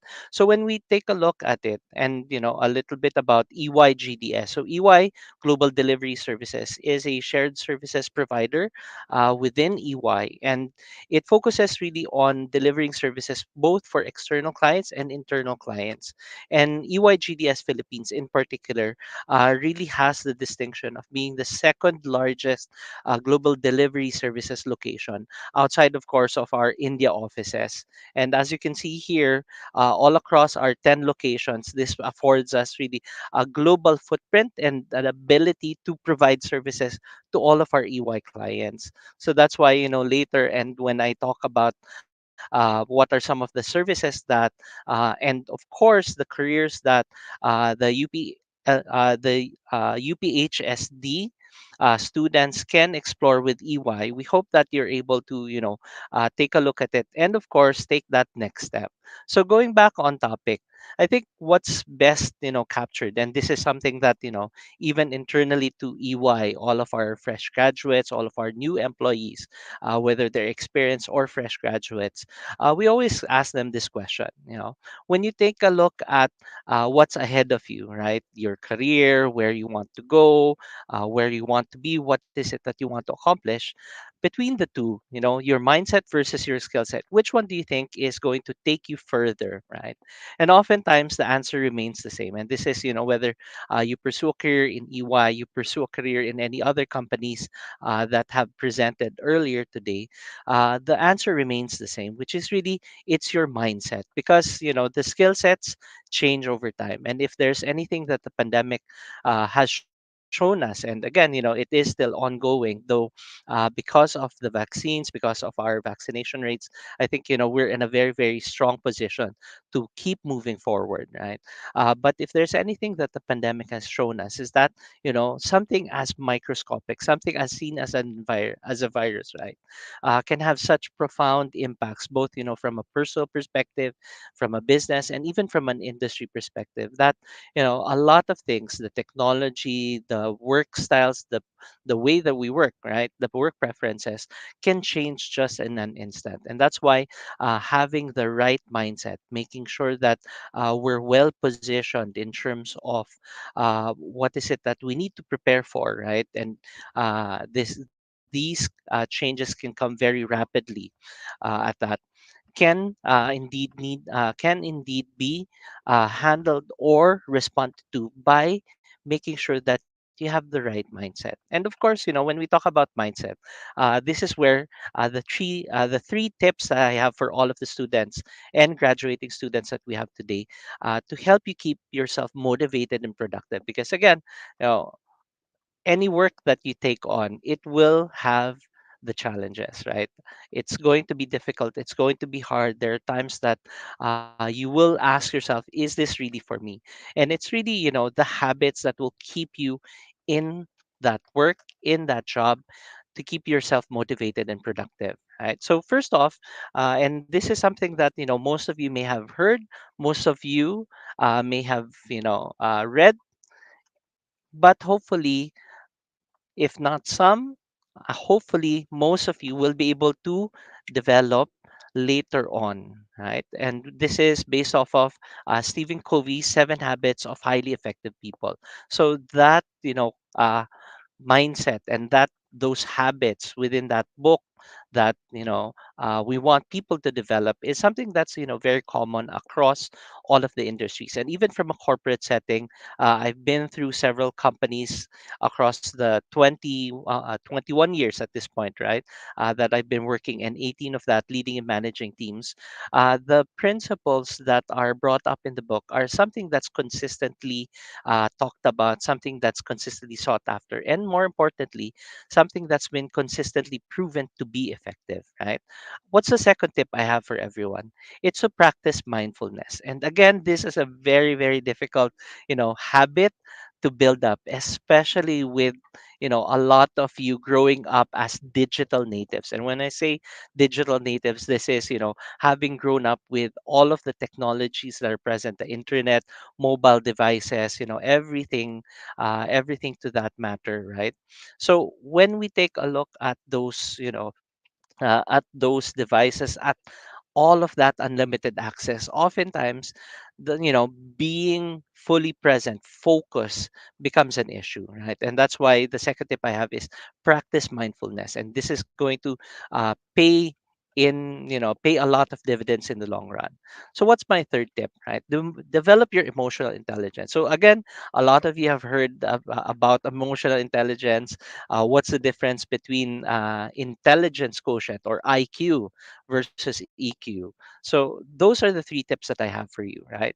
Now, going deeper into it, right, and going back into the 7 habits of highly effective people, um, I cannot understate the importance of this book and the habits that it talks about, because at the end of the day, it really focuses on habits that'll help you, whether it's from a workplace perspective or even from a personal perspective, to be productive and to be motivated, right?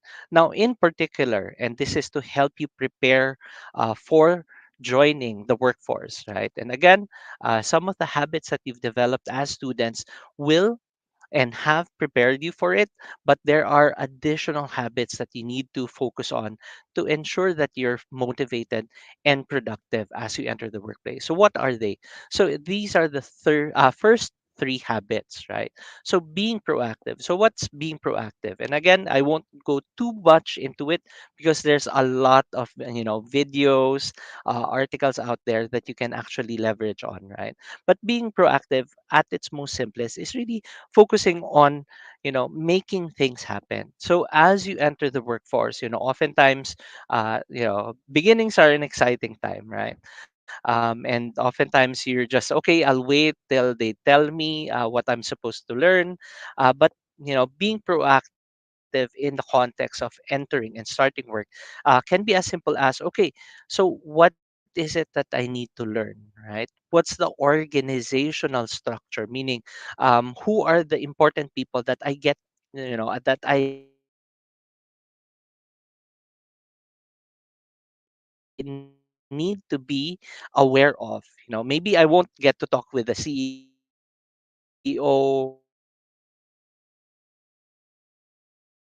or the CFO or any company, but at least if I know, okay, there are several departments, there are several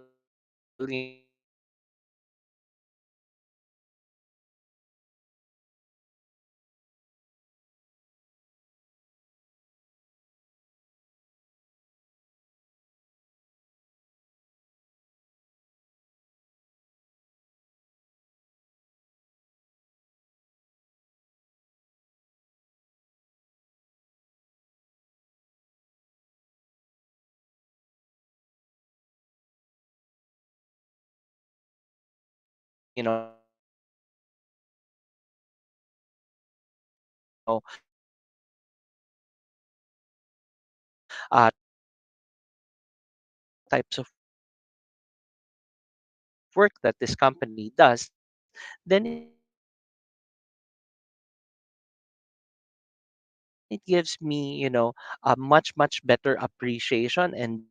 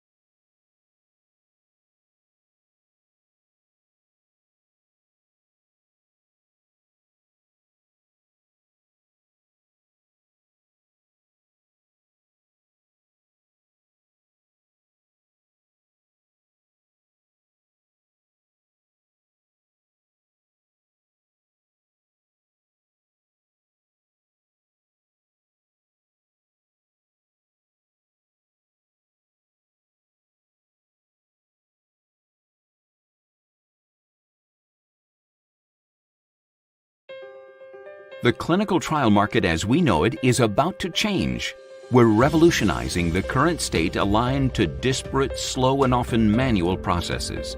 Optum's vision is to transform the drug development process to one that is centered and grounded in real-world patient behavior and physician practice. Optum's ability to access this unique network and fold in the strongest data and analytics expertise will enable us to jointly bring life-saving drugs to the patients who need it most. Join us in this partnership to bring our shared vision for real-time, real-world healthcare research for real patients.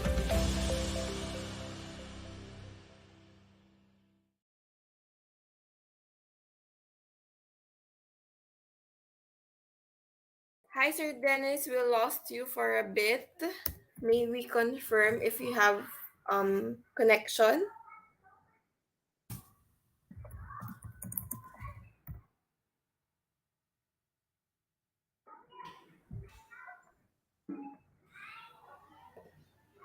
Sir Dennis, can you hear me?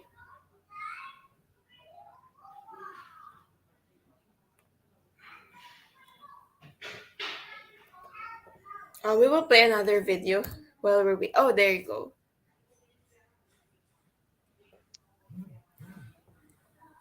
Hi, Sir Dennis. We lost you Hello, for a Sherry. Am I back while. on? Yes, yes. Back on, sir.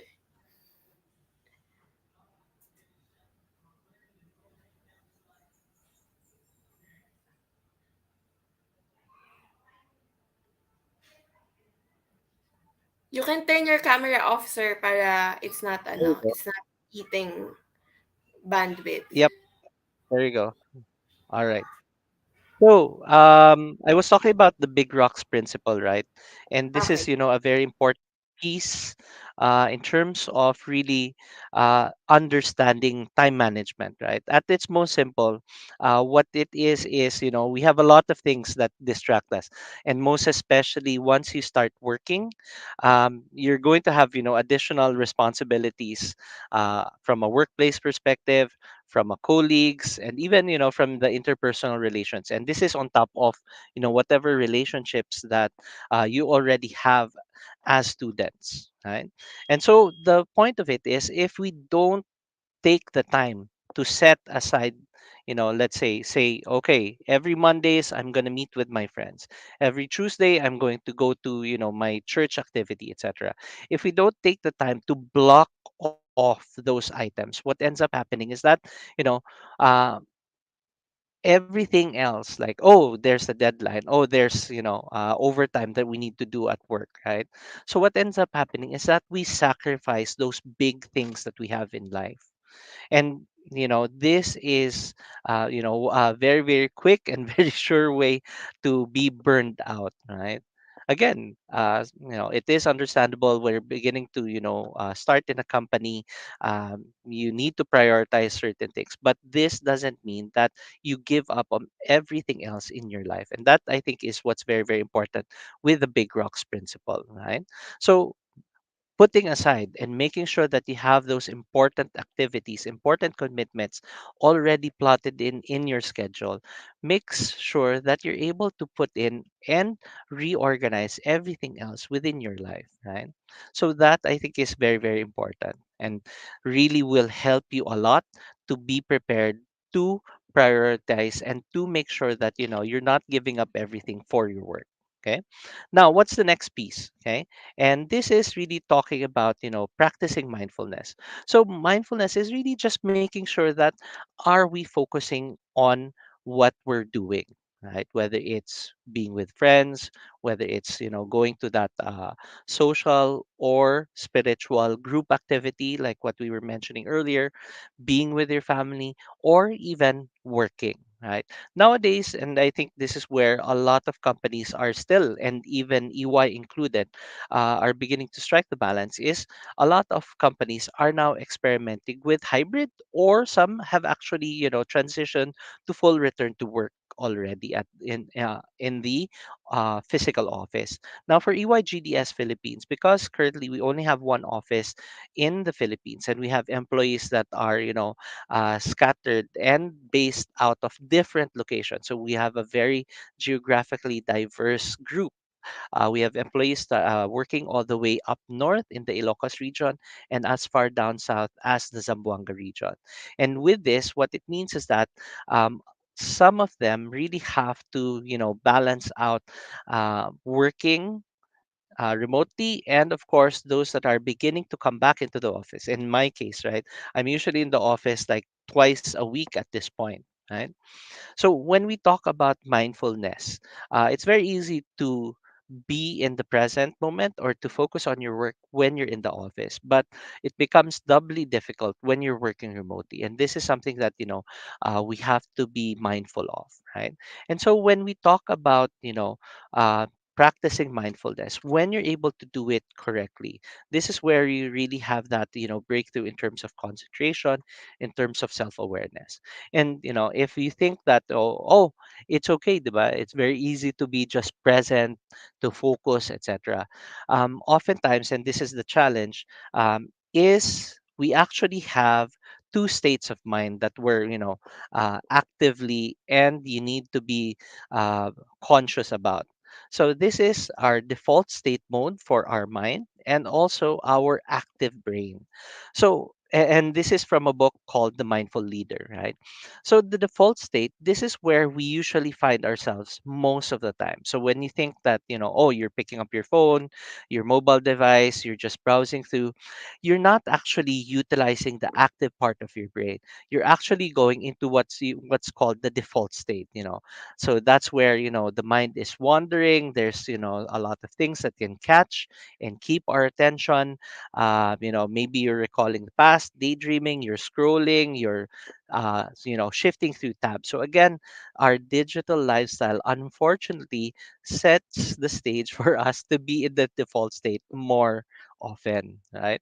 And that's why you have all of these tips about people saying, oh, you need to detox, digital detox, right? You need to get off of social media for some days, lock your phone or lock your mobile devices, do something physical activity, right? Because all of those other activities are active tasks, and that can help you to practice mindfulness. Now, the thing is, and again, this is uh, shown out by a lot of psychological studies that have been done in the past, right? When we keep and stay in our default state, and oftentimes people mistake this as being, oh, I'm just multitasking, right? The problem with multitasking or staying in the default state for long periods of time is the following. So we're more liable to be stressed, have anxiety attacks, and it can in the long run potentially lead to depression and even reduce performance, especially when we're taking a look at people that are trying to do too much and getting distracted by every little thing. And this is where the big rocks principle was talking about earlier.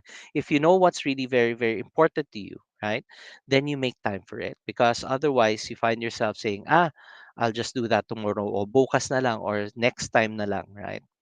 And that's why practicing mindfulness is a very, very important habit. Right. So what's the last piece? Okay. Developing emotional intelligence. So emotional intelligence, so most of you may have been familiar with it as, the cookie experiment, right? You have this group of children, they put a cookie, and then the adult says, oh, if you don't eat that cookie, when I come back after I do my chores, you will have more, right?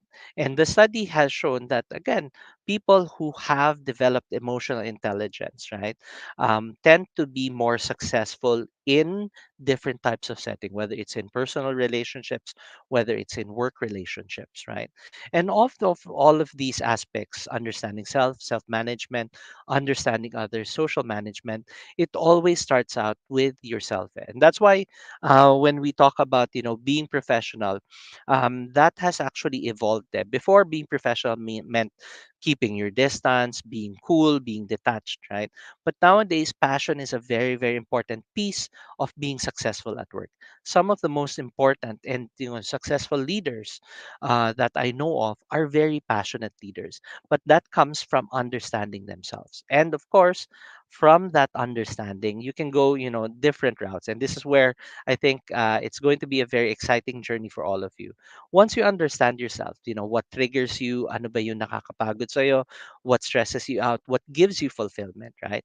You can go either the route of self-management. How do you control it so that it helps you be productive? And an important part, and I'll get to the point in a little bit, right?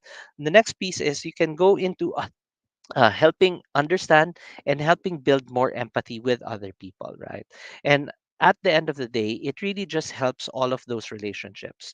And this is very important because the work that you do, right, and as you go over time, most often, a lot of the work that you'll be doing is not just something you can finish by yourself. A lot of times, more and more of the work, the work's getting more complicated. The involvement is needing additional people's help. And this is where those relationships really come in and are very, very important. Right. And this is an important thing to remember, right? Emotional intelligence is not about suppressing emotions. So again, forget about, all of those. Hindi, you shouldn't be emotional at work. You should just be cool, detached, right?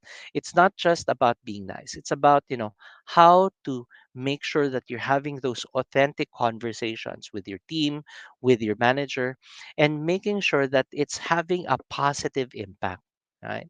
And that's why, when we talk about emotional intelligence, it's really about, managing your feelings so that they're expressed appropriately and effectively, right? And it's going to help you build those relationships that help people work together toward common goals. And that is what's going to make you successful in whatever work that you choose, right?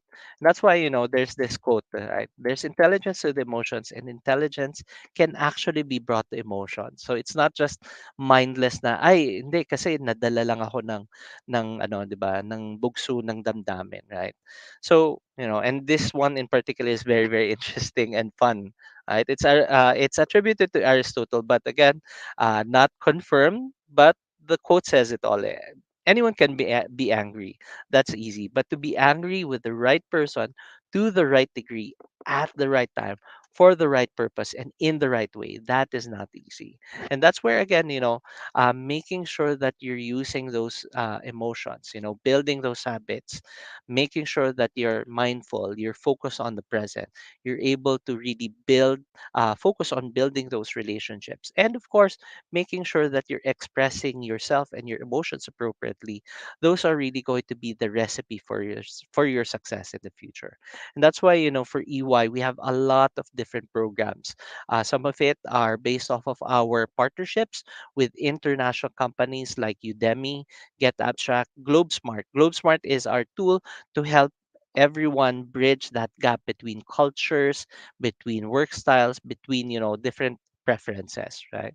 And in particular, we have under badges, the ability, and we allow all of the employees, whether they be new employees or even tenured employees, right, to explore what is it that they're passionate about. Maybe they're interested in quantum computing, and these are some of the different courses that we recently launched, right?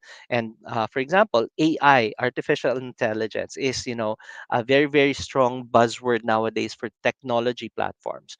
We have an EY badge that people can actually explore and see what is EY doing in that space. And in particular, from a leadership perspective, there are those, of course, that EY recognizes that want to develop themselves as leaders for others, right?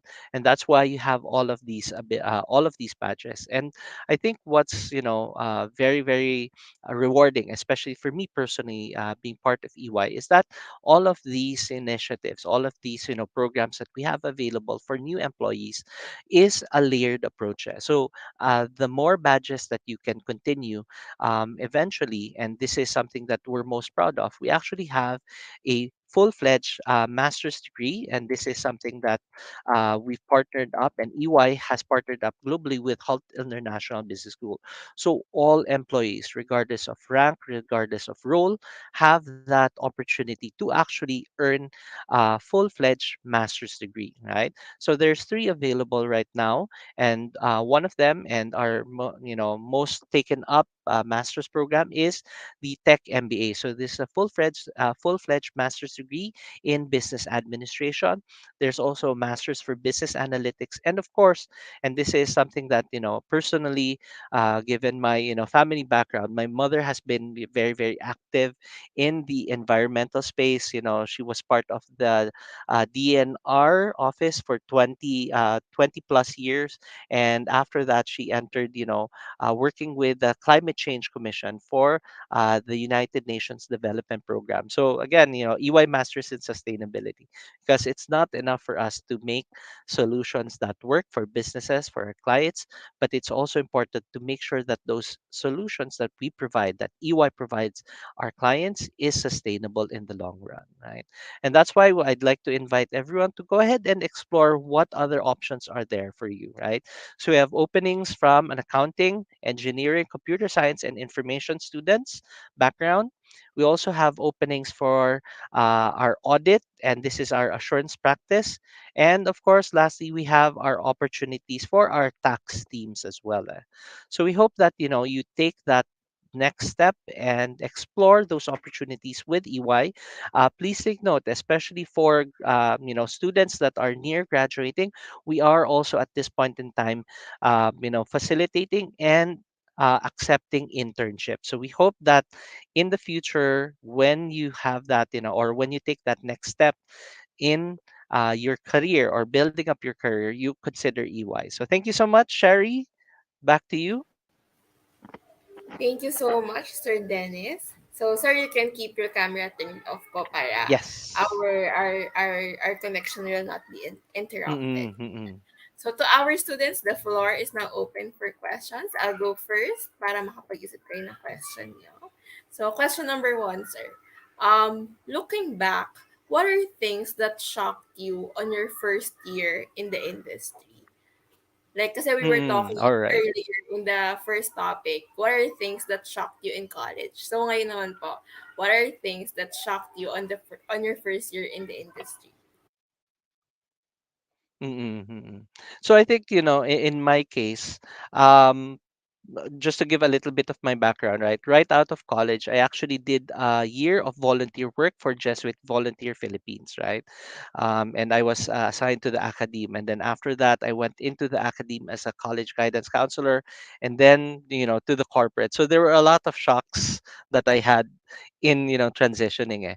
But the biggest one, and I remember it, very, very distinctly, is that no one is going to stop you, right? At one point in time, especially one of my first leadership positions, right, I found myself actually working 18-hour workdays. So literally, I just spent 2 hours going home, and that was my sleep. Got home, changed clothes, and then I was on my way back to the office already. Right, and that opened up my eyes, and that made me realize that, one, I need to ensure that I also take care of myself, and second, make sure that I'm taking care of my team. And that's why I think, I've been successful in that regard. Some of my team members, I've kept touch and have good relationships with them even until this point, right? And some of them have actually gone on to become leaders in their own right? So I think that is one thing. No one's going to stop you, but you have to make sure that you're taking care of yourself. That was one of the biggest shocks I had. Ayan, thank you for sharing your story, sir. My next question would be, do you believe, sir, in like trade-offs? Like that you have to sacrifice one aspect to like get better in other aspect. So, for example, some Mm-mm-mm. people would do trade-offs for time. So, or Mm-mm-mm. others naman po resources, ganyan. All right. Yeah. Opportunities, ganyan po. So, can And you thank you so much for that. Yeah. Thank you, Sherry, for that. And I think this is very, very important, right?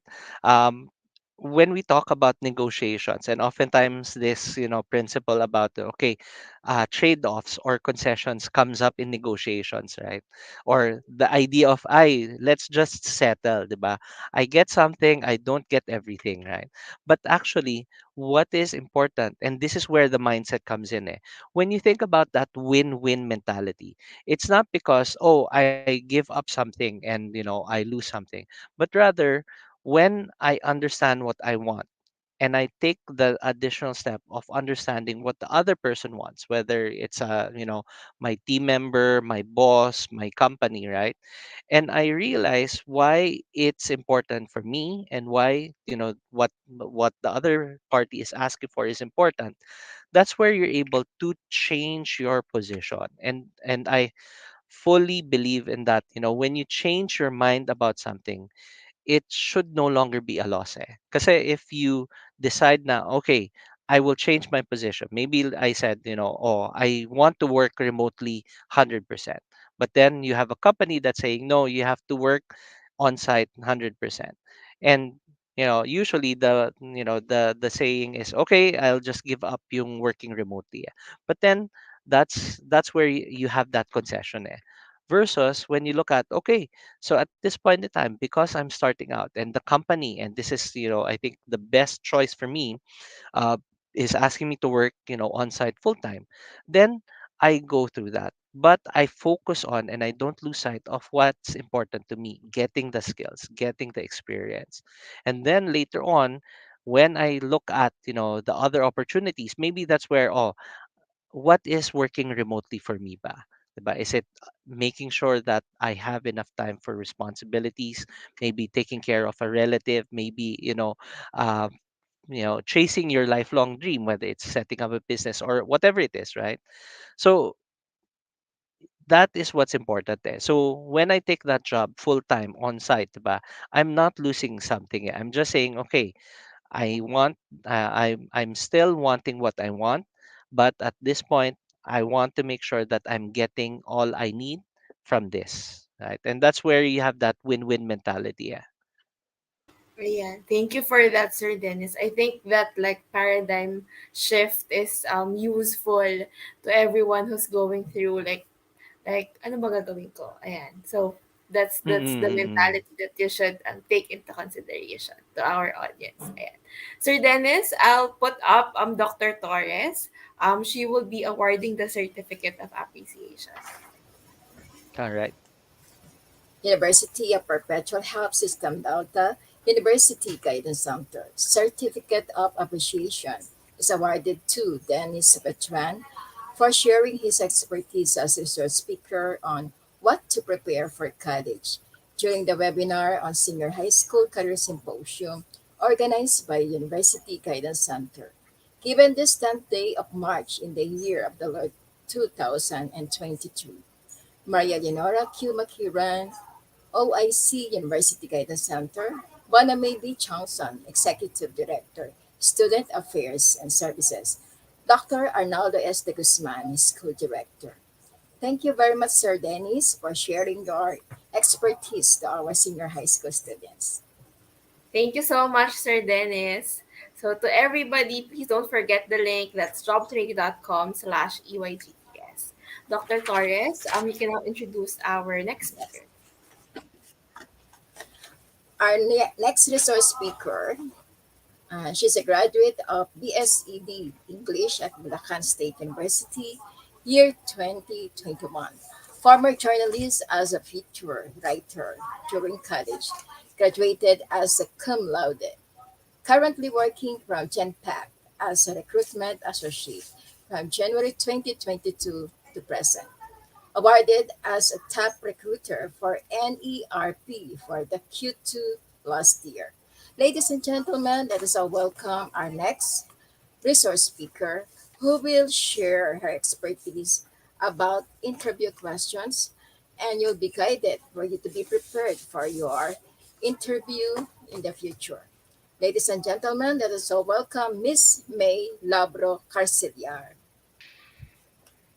All right. So yeah, good morning, everyone. So let me just share my screen. Hold on for a Thank you, moment. Dr. Torres. Miss May, we're just waiting for your presentation.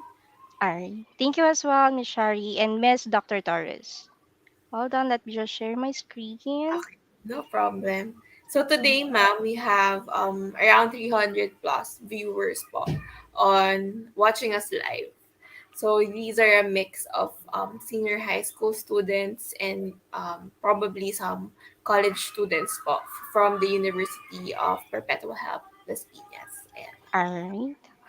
Hold up. So Mm-hmm. to our audience, please don't be shy to ask questions later. Yeah. So pwede kayong mag-comment dyan and then Miss May will be answering those questions after her presentation. Miss May, can we confirm that you have already shared your presentation? Ayan. I can see it, ma'am. Yeah, can you share my screen now? I can see your screen, ma'am, pero nawala po. Oh, how about this now? Yes, ma'am, I can see. But you need to put the window on your presentation, ma'am.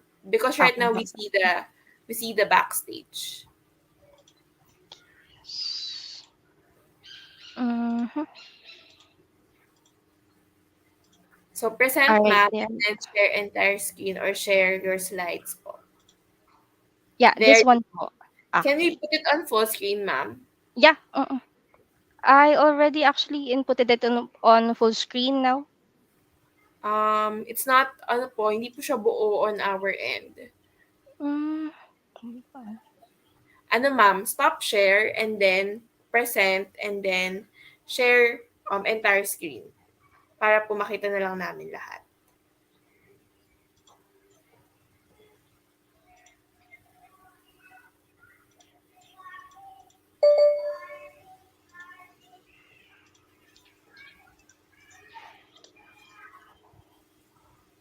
yeah, sorry for a moment po. Sige po, ma'am, no problem. We'll wait for you.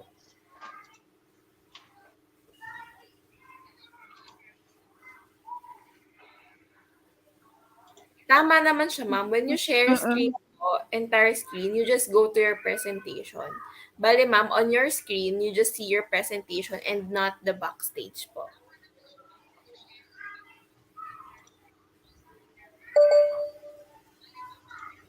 How about now po? Um, it's not on full screen, ma'am. Mm, Naka-ano siya, naka-slide view siya, ma'am. yeah, for a moment po, sorry. uh, We can wait for you. share screen.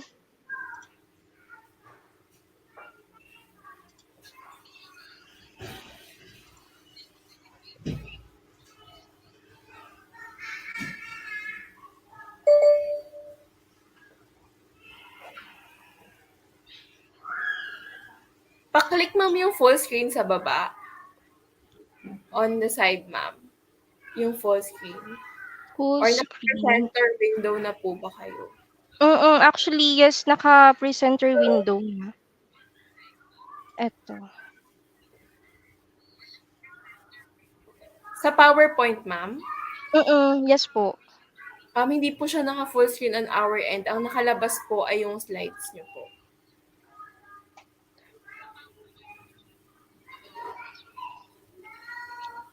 Dito, ma'am, sa baba. Ayan, ma'am. Ah,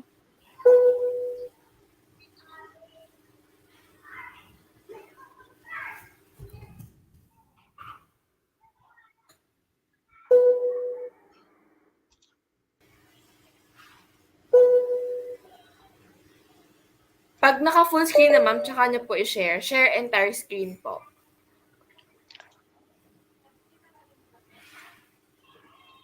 To our audience, please hold on while we resolve the issue.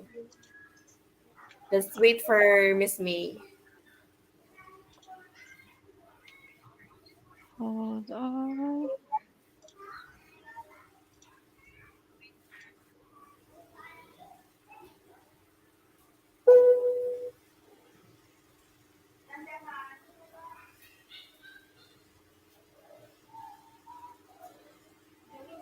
Sige ma'am, paki-akyat po niyan. Ay, paki-ano po, paki-full screen po nitong part na 'to.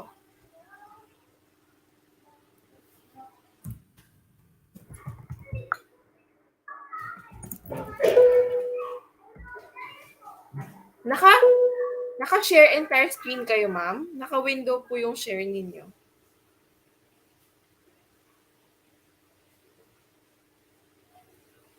Um, can we play a video po muna for a bit para we can wait, give more time to Miss May.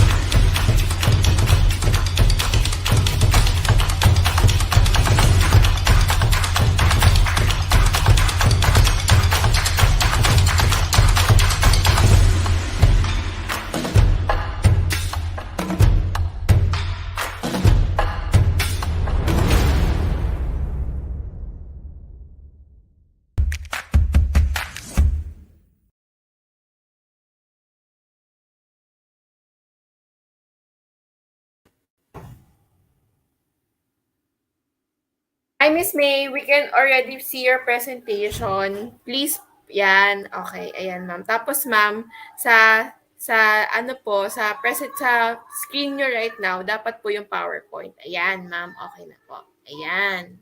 All good, ma'am. So, ma'am, I leave you to it. Babalik po ako kapag may glitch. Unmute po muna kayo. Ayan. Can you test your audio, ma'am? Okay na po kayo, ma'am. I can see you. No audio, Hold on. ma'am. Hello? Yan, there you go. There you Okay. go. There. Thank you, Ma'am Shari. Balik ulit tayo, ma'am, sa screen niyo po. Ayan. Okay. Ayan. Tas dyan lang kayo, ma'am. Huwag po kayong aalis dyan. Huwag na po kayo nilipat ng tab or ng browser. Ayan. So, all good on our end po. Miss May, the screen is yours. Thank you so much, Ma'am Shari. Yeah, sorry for that inconvenience. All right, so yeah, good morning, everyone. So yeah, actually, I am here to discuss the job interview. So tips on answering common interview questions. So by the way, my name is May Carcillar. So I am one of the recruitment associate in Genpact, Philippines. So we'll now proceed to this discussion.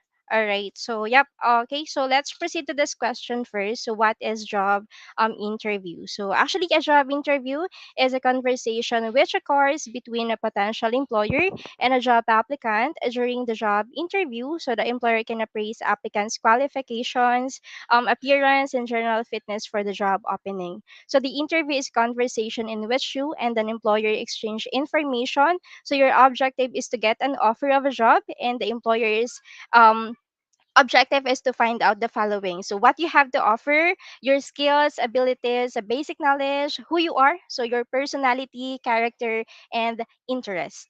Okay, so this is like we're selling ourselves to the interviewer. So, before we can get the job, we need to pass the interview first. So, this is like a conversational.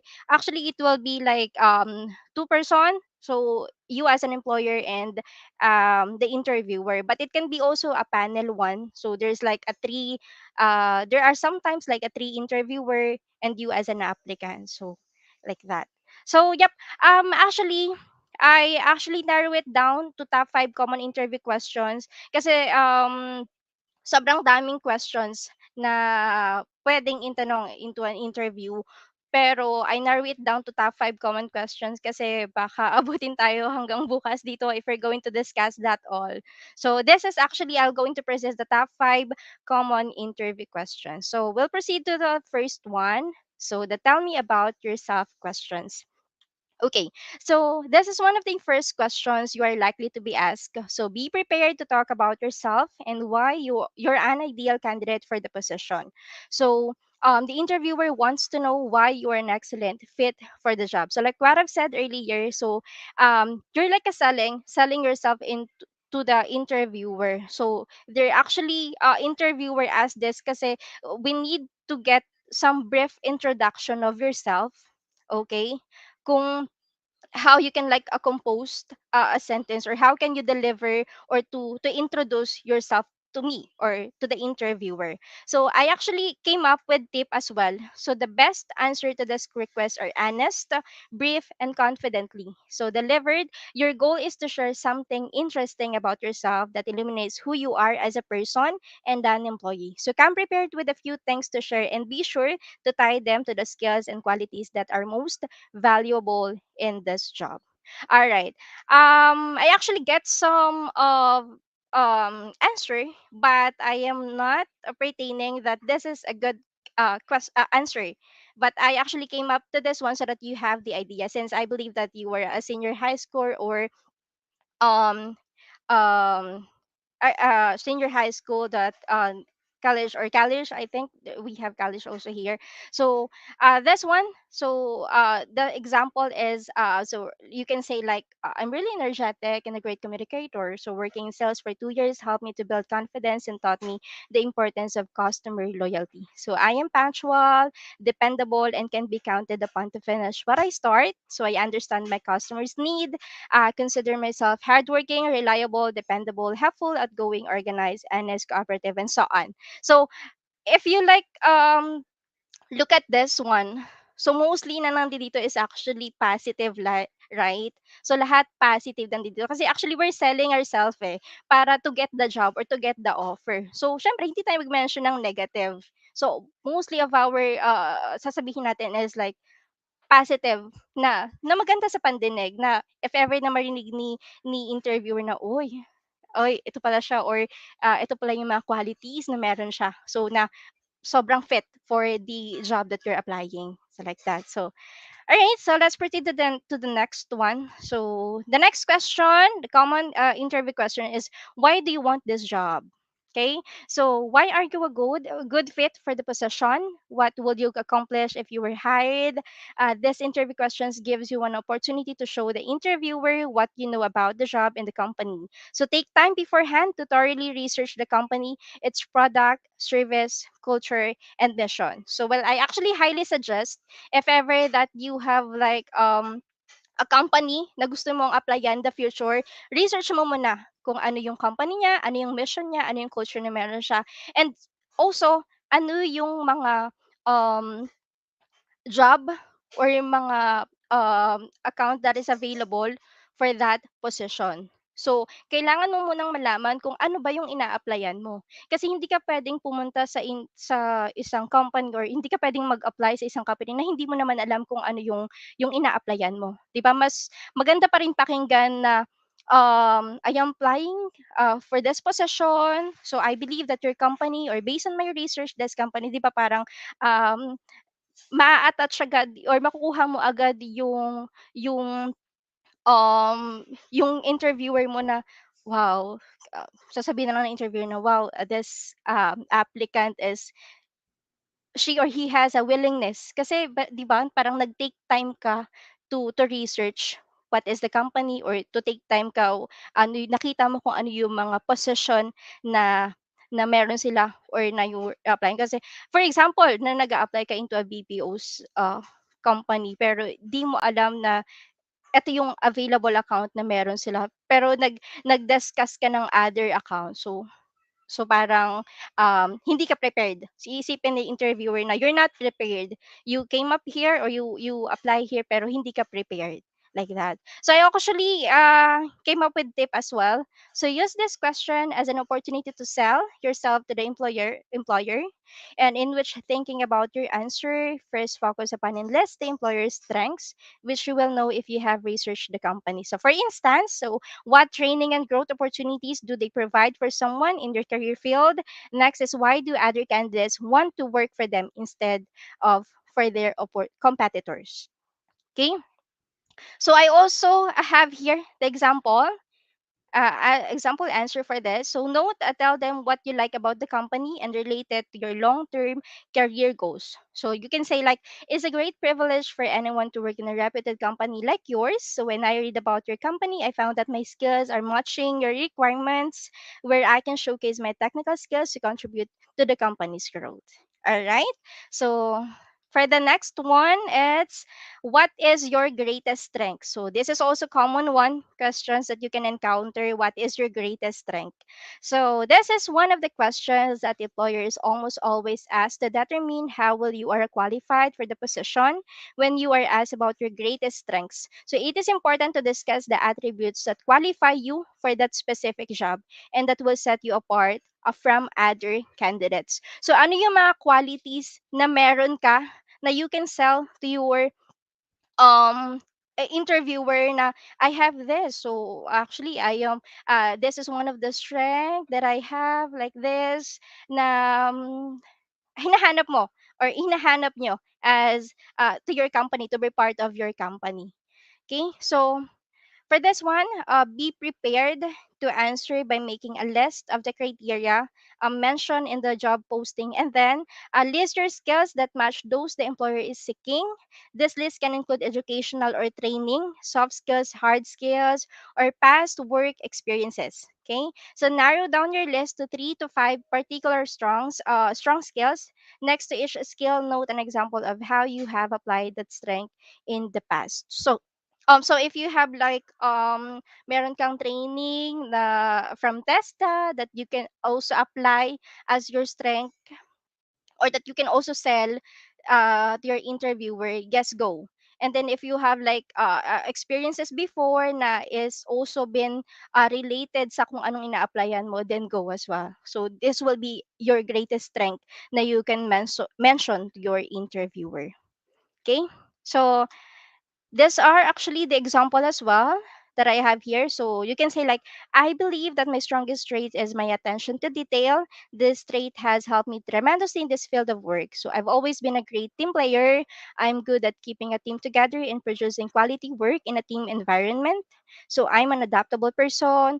I work for 3 different managers. I have very different management style and expectation of me. I am able to adjust my approach to meet each of their needs. So puro positive pa din. So, wala ka pa ring mababasa na negative here. So, puro positive pa rin since we're selling ourselves to our interviewer to get the offer. Okay? So, let's proceed to the next again. Number 4. So if we have the strength, syempre meron din weaknesses. So what is your greatest weaknesses? So another typical questions that interviews will ask is about your weaknesses. Do your best to frame your answer around positive aspects of your skills and abilities as an employee, turning seeming weaknesses into strengths. So like what I've said earlier, actually, nakikita nyo puro positive lang yung laman. Pero may ganitong question din na which is negative kasi weaknesses siya eh. Pero for this one, I gave you some tip for this. So you can mention skills that aren't critical for the job. Discuss skills you have improved on. Mention skills you have improved. Turn a negative into a positive. So always remember this tip, turn a negative into a positive. You can say like, dati mahina ako dito eh. Pero ngayon, I can say na, I do this kasi ginawa ko tong bagay na to, kaya I turn it into my strength. Sa mga ganyan. For example, okay, so I've never been comfortable with public speaking, which, as you know, can be a hindrance in the workplace. You're realizing this was a problem. I asked my previous employers if I could enroll in a speech workshop. He said yes. I took the class and was able to overcome my lifelong fear. Since then, I've given lots of presentation to audiences of over 100 high-level executives. So see, negative siya, which is dati actually hindi ako makapagsalita actually hindi ako comfortable sa public speaking eh. So, ayoko makipag-usap before, sobrang mahiyain ako before. Pero since I know na ito yung makakatulong sa akin for this job, for this role, I turn it into my strength as well. So weaknesses ko siya before pero ngayon actually it helps me a lot.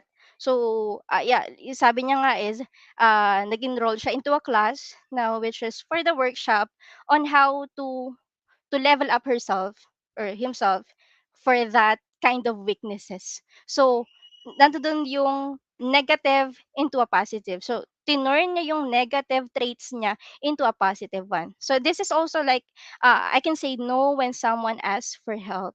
So, negative siya for you, pero kapag maririnig siya ng interviewer, like, oh, so parang kapag may kailangan parang, oh, hindi siya makakahindi or hindi siya makakahindi. Oo lang siya kapag may kailangan ako, andiyan lang siya palagi. So, it's a big help for the company if ever. So, kapag narinig ni interviewer. So, ayun, always remember, turn a negative into a positive if ever that you're going to ask you what is your greatest weaknesses. Okay? So next one, number five. So why should we hire you? So are you the best candidate for the job? The hiring manager wants to know whether you have all the required qualifications. So be prepared to explain why you're the applicant who should be hired. So this actually, I came up with tip again. So there are many ways you can answer this question. So the first way is to explain how your personality or personal traits make you an ideal candidate. To do that, take the time before the interview to carefully match your qualification to those listed in the job posting. Be prepared to explain why you're a solid match for the job. So babalik tayo sa umpisa. Sa question number two. So you really need, like what I said, you really need to came up with the research first bago ka mag-apply to a certain company para alam mo din kung ano yung mga job posting nila. If ever that you're going to ask this, why should we hire you? Bakit ikaw? Bakit hindi sila? Or bakit ikaw yung best fit? You can say that, I believe that you're looking for this looking for this person, or you're looking for this someone that you can help your company. So alam mo na agad eh. And you also know on how you can sell yourself kasi alam mo yung qualification na they're looking na meron ka. Okay? So again, you're like selling yourself to get the job offer. Okay? So I have also an example here.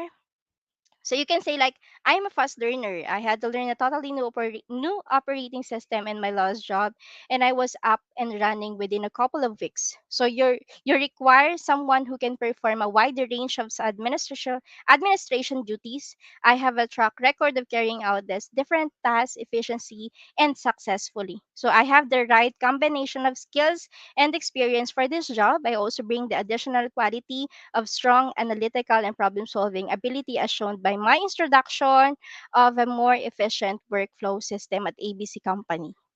Okay. All right. So actually, that's the top five common interview questions that is usually or commonly asked during interview. Also, in additional, I also came up with things to remember during interview. Okay, that you actually pwede nyo rin i-take down notes if ever para alam nyo din kung ano yung mga dapat nyong gawin, or if you're like um new, or this is your, like let's say na first experience pa lang to apply, you can have this things to remember during interview para you can say yourself that you're ready for that. Okay, so look sharp and professional. So eye to eye contact is important for this one. Before, since actually before mostly of the um interviews is actually you're going to site for the interview. Pero since nung nangyari is nung nagka-pandemic is mostly of the company is they're conducting their interviews virtually. So via phone or via phone call or via Zoom. So if ever na you're required to attend in a Zoom meeting for the interview, still you need the eye to eye contact to your interviewer, and you also need to professional. So you also need like be a professional when you're actually being interviewed. Okay, so be on time. Okay, so if your schedule, let's say if your schedule on the Zoom interview is, let's say by 11 p.m., 11 a.m., sorry, 11 a.m. So be at least like 10:50. So may 10 minutes ka pa para, to prepare, pero kailangan joining ka na dun. Okey lang na na maaga, pero 'wag lang late kasi parang, ah, red flag naman, so ang pangit naman, tignan since we're looking for a job and then, paghihintayin mo si interviewer. So, pangit naman yung gano'n. So, mas okey pa rin na be on time, okey? Be prepared, okey? So, hindi ka puwedeng pumunta sa isang labanan ng wala kang bala. So, ayun, sabi ko nga earlier, if you're applying for this company or if you're applying for this position, kailangan alam mo kung ano yung, kung nag-research ka kahit konti lang naman, hindi naman kailangan marami. So, kahit a brief lang naman na na-research mo na, okey itong company nito is ganito, ganyan. And then, eto pala yung a-applyan ko. So, ito yung a-applyan. So, be prepared. Kailangan naka-prepared ka na, all yung dress up, yung posture, so okey na. So haharap ka na lang kay interviewer, okey? Alright, then the next is listen, then speak. So you need to listen first bago ka magsalita. Kasi, pangit pangit pakinggan yung ini-interrupt or you're going to interrupt the interviewer. So, ah, not a red flag pero okey pa din yung makikinig ka muna and then you're going to speak. So, yung hindi mai-interrupt si interviewer, okey? The next is be enthusiastic. So, paramdam mo kay interviewer na willing ako, I have the willingness to be part of your company. So, I'm really wanted to be part of your company. Hindi mo not like sasabihin mo na sobrang gusto kong maging parte ng company. No, no. Actually, makikita 'yan sa gesture mo, eh. Makikita 'yan sa aurahan mo na if you have the willingness, if you are happy na nandodo'n ka sa place na 'yon or nandodo'n ka sa scene na 'yon na ini-interview ka, mararamdaman 'yun ni interviewer, okay. And then ask questions if necessary, if ever na tapos na yung or during our interview last questions, actually bibigyan ka naman ni interviewer na, "Do you have any more questions?" So if you have questions, don't hesitate to ask, okay. Posture, attitude matters. So ito rin, actually kailangan yun like parang, kasali siya sa professional, look sharp and professional. Posture and attitude matters. So hindi puwedeng i-intervene ka na naka-slouch ka, i-intervene ka na nakataas yung paa mo, lalo na ngayon na via Zoom tayo or, minsan via phone call. Okey lang sa phone call kasi hindi ka naman nakikita, eh. Pero yung boses mo lang kailangan din 'di ba parang you have the willingness for the job, you have the willingness to be part of the company. Pero if ever na naka-Zoom ka siyempre need to ano din to dress up lang din and then you have also, hindi rin puwedeng na i-intervene ka na nakataas yung paa mo, naka-slouch ka or kung may something ka na ginagawa or iba-ibang ginagawa mo, no, hindi puwede. So, if ever na, nasa interview ka kailangan is focus ka lang na sa interview questions na ibabato sa'yo ni interviewer. Okay, so breathe. Okay, so mostly kapag lalo na 'pag fresher, 'di ba, kakabahan at kakabahan ka. So hindi 'yun nawawala, that's normal. So, normal ang kabahan, okay. Normal ang kabahan pero lalaban, 'di ba? So, breathe in, breathe out. So, para lang maibsan yung kaba or para lang ma-enlighten yung, "Okey, kaya ko 'to," like that. Okay, so and then last one is since ginawa mo na yung part mo, so pray, ask for guidance. So, pray lang. So, if ever that you really wanted to this job, the Lord bigay mo sa akin 'to. Since, ginawa mo naman na yung part mo. So, wala namang masama if you can ask for guidance, for knowledge na ma-answer mo lahat ng question na ibabato sa'yo ni interviewer. Okay, so alright, so by the way, like what I've said, I am from Genpact Philippines, so we're still hiring. So if you actually wanted to be part of Genpact, we have sites in Alabang, QC, Bataan site, and we're also welcome for our fresher. So we have lots of available account that we're accepting senior high school or a fresher like that. But if you're willing for or if you like wanted to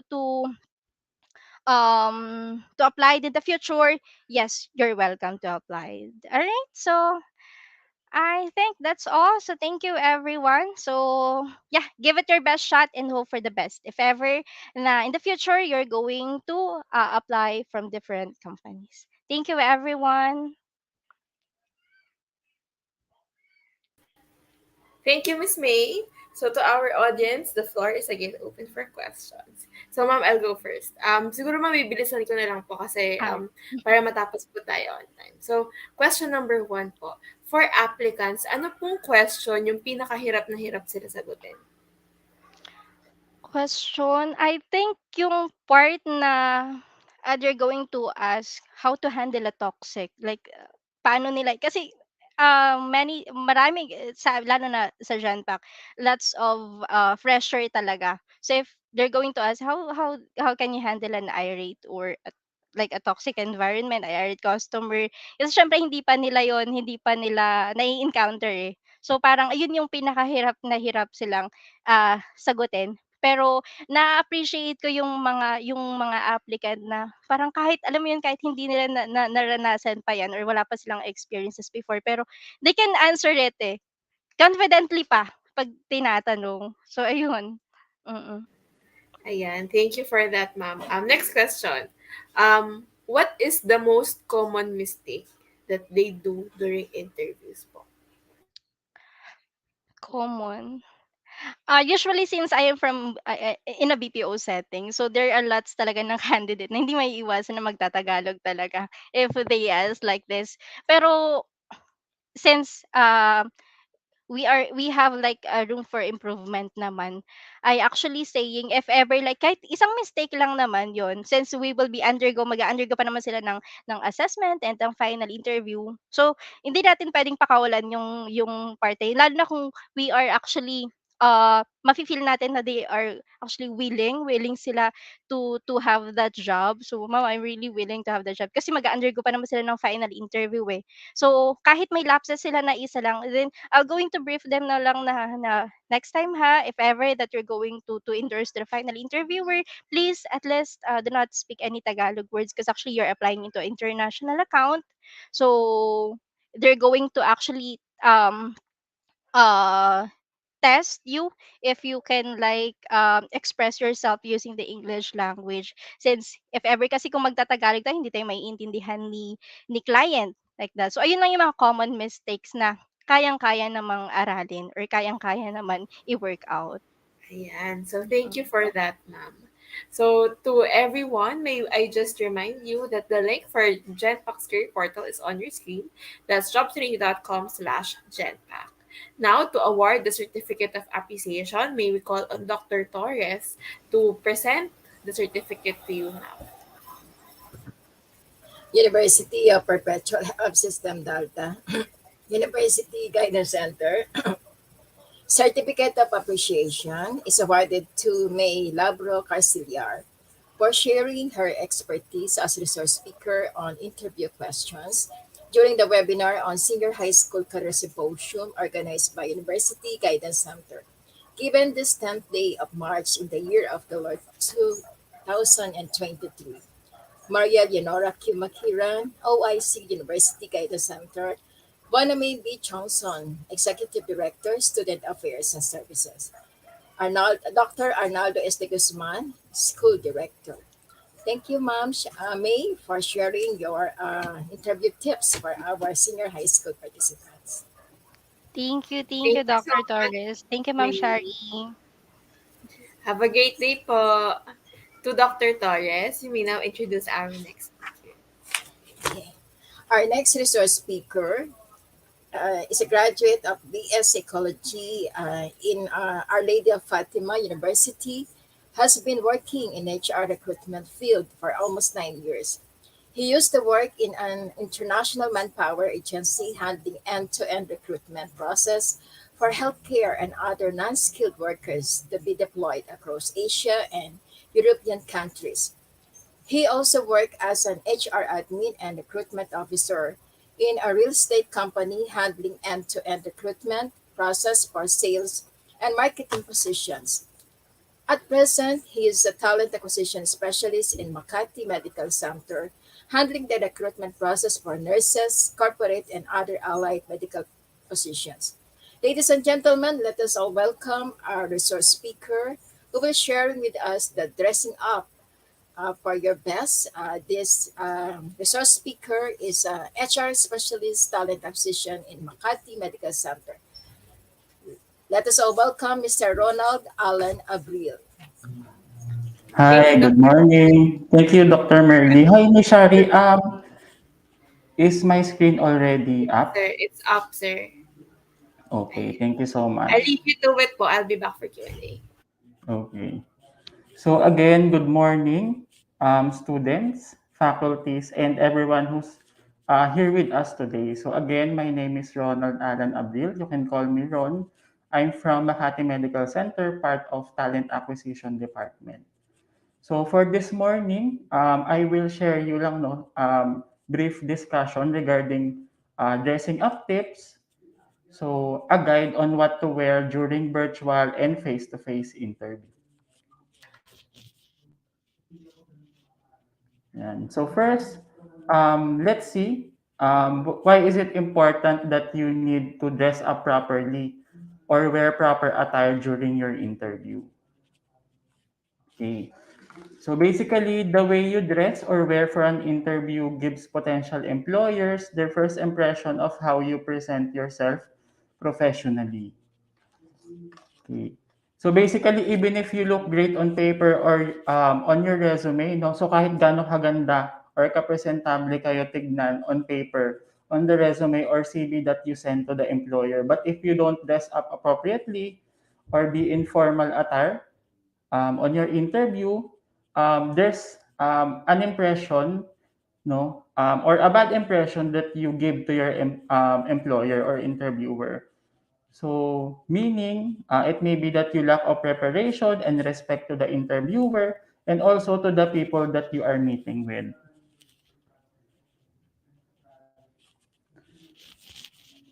And also, if you look in proper attire, it shows that you're serious about the job and genuinely interested in the position that you are applying.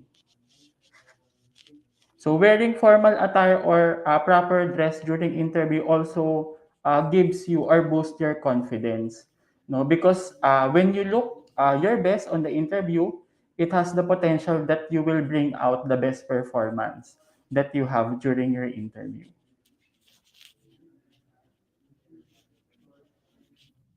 Okay, so let's move on the next part. Um, and for this one, I'll give you some tips on how to dress up properly. So number one, research the company's culture and dress code. Okay, so as an applicant or a first timer, it's better that you research and check what outfits are considered appropriate during the interview. No, so if you know someone like friends or a relatives who's working on the company already, you can ask them kung ano ba yung mga usually na ginagamit or sinusuot nila sa trabaho. No, so kung wala naman, you can call directly or ask the HR or the interviewer na nag-invite sa inyo for the interview kung ano yung mga accepted outfits na pwede nyong suotin during your interview. No, so whether it's a formal attire ba, kung pwede bang semi-formal or smart casual. Kasi usually it depends din dun sa company, no? Magkakaiba kasi tayo ng policy regarding sa proper dress code. May mga company na hindi naman masyadong strict when it comes to wearing proper attire. And then meron naman mga company na gusto talaga nila their candidate is wearing a formal attire then during the interview.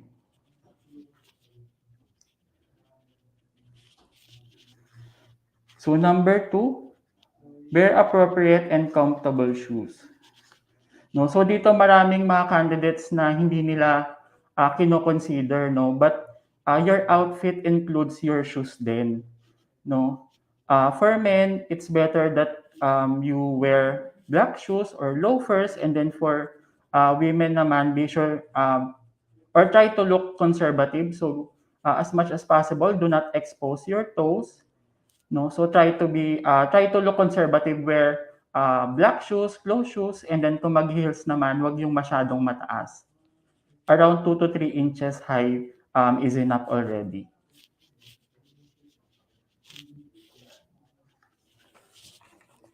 So number three, try out your interview outfit. No, so it's better that you wear the whole outfit habang nasa bahay pa kayo to make sure that it's appropriate, no, and properly fit sa inyo yung susuotin nyo. No, make sure that you can sit and walk properly. And if you have time, then you can also practice answering interview questions in front of the mirror while wearing your interview outfit.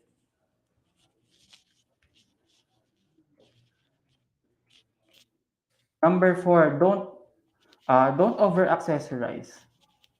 No, so accessories are important. However, try not to wear too much jewelry. No, especially yung mga malalaki, yung mga large, flashy, and distracting ones.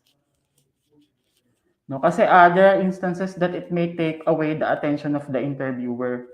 No, instead na nakafocus yung interviewer dun sa mga sinasabi mong answers, dun sa mga interview questions, no, so yung eyes nila, no, mafo-focus na lang dun sa jewelries kasi it's very distracting.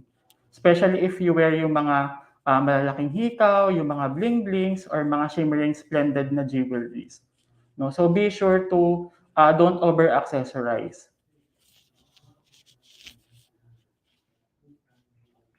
So number five, groom yourself.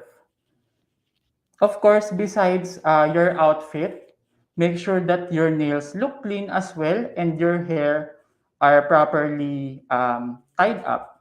No, kasi minsan during the face-to-face interview, may mga times na nag-shake hands tayo sa interviewer natin. So be sure that your nails are properly cut and presentable. Okay? And for the girls naman, be sure that your hair are properly tied and you look presentable as well. And in addition, for men, you can also shave your beard and mustache if you have.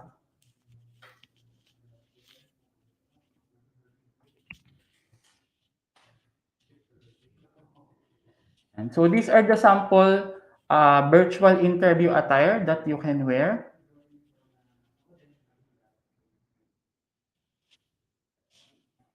And so since virtual interviews do not require yung whole body, no? So hindi naman nakikita yung lower part ng katawan natin. So it will be an advantage for us, especially if you're if it's your first time to have a virtual or a Zoom interview, you can wear long sleeves for men.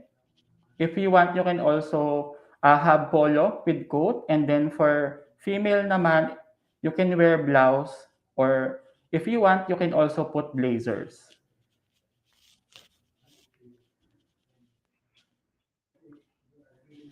And for face-to-face interview attire naman, so ito dapat whole body na. No? Since face-to-face siya, so makikita talaga ng interviewer yung whole outfit natin during the interview. Ayan. So, you can wear black pants or slacks for men. You can also wear coat and tie. And then for women naman, skirts or pants will do as well. Blouse with blazers. And be sure that you wear black low shoes. So that's it for this morning for my presentation. So if you want to join Makati Medical Center in the future, this is where you can reach us. It could be through email or directly on our website and of course on our JobStreet account. It's www.jobs180.com/Makati Medical Center. So thank you and good luck to our future job hunters and good luck on your career endeavors.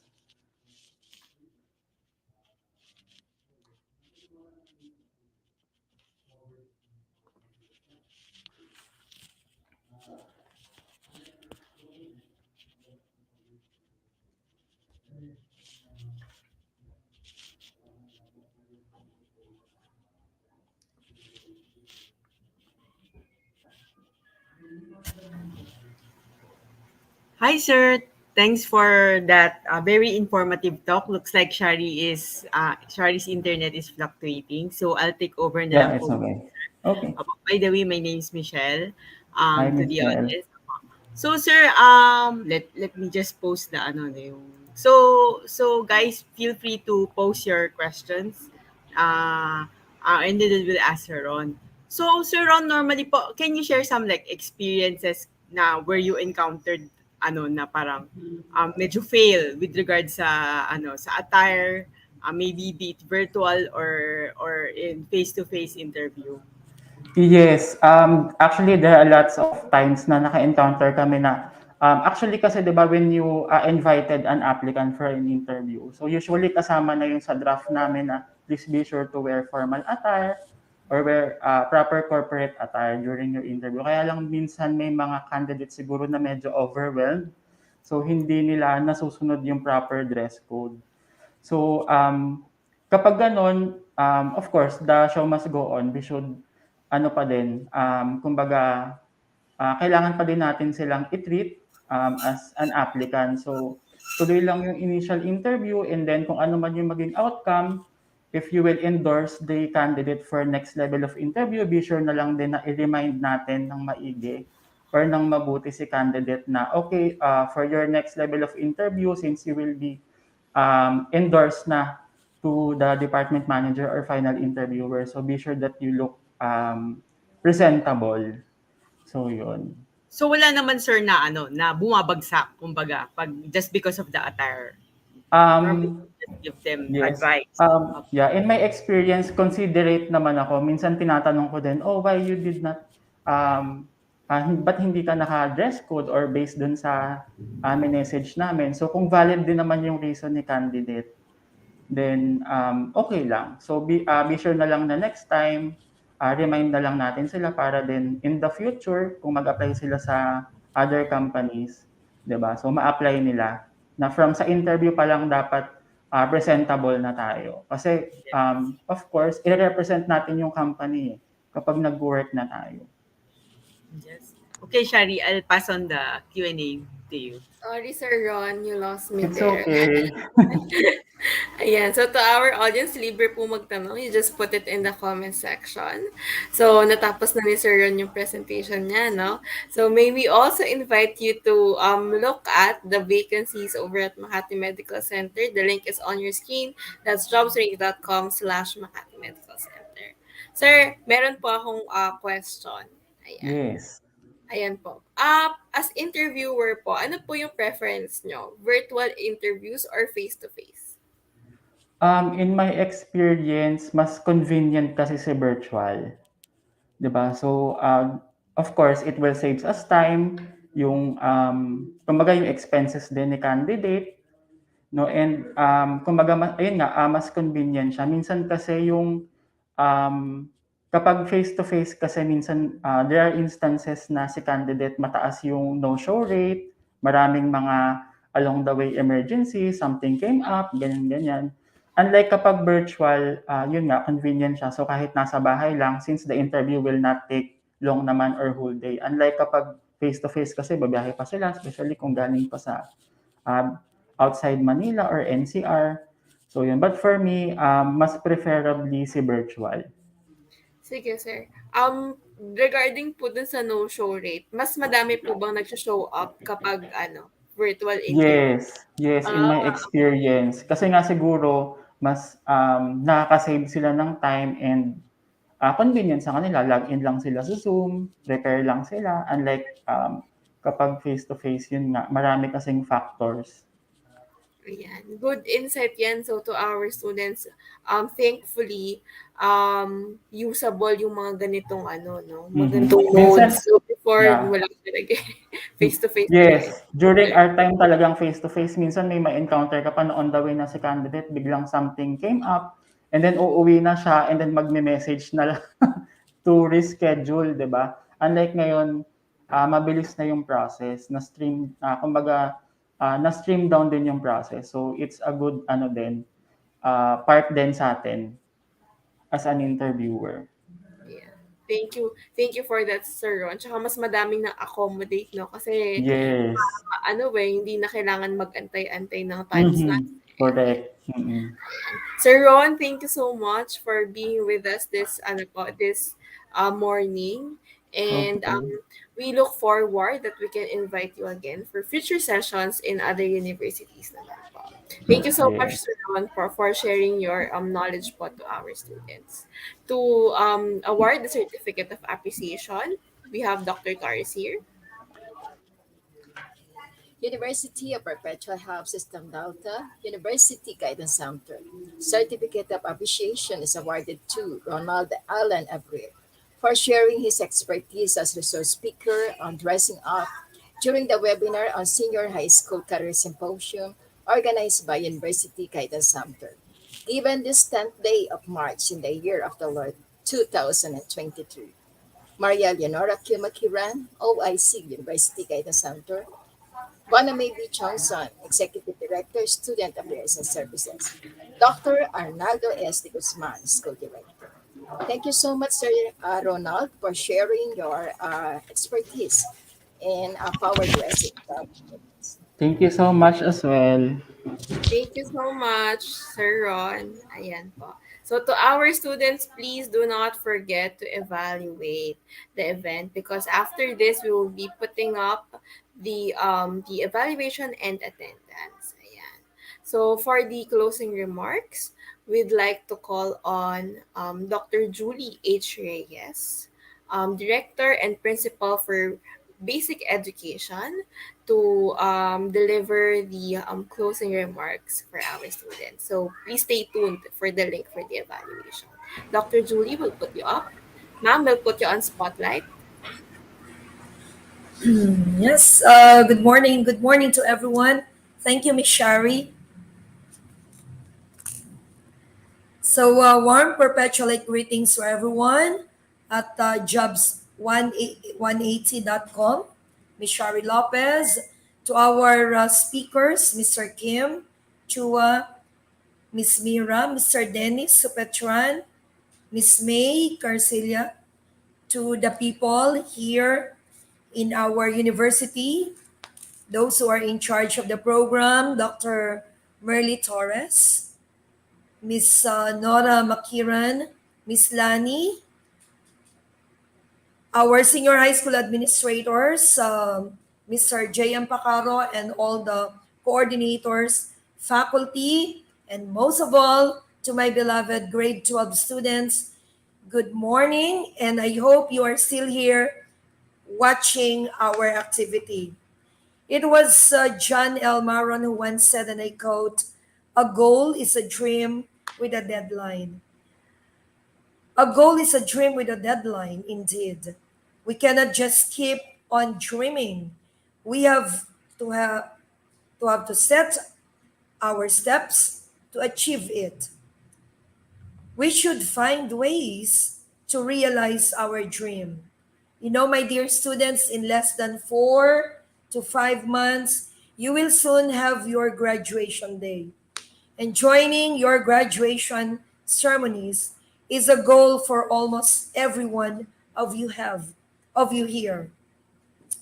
And after this momentous event, you will soon set another goal that is either to work,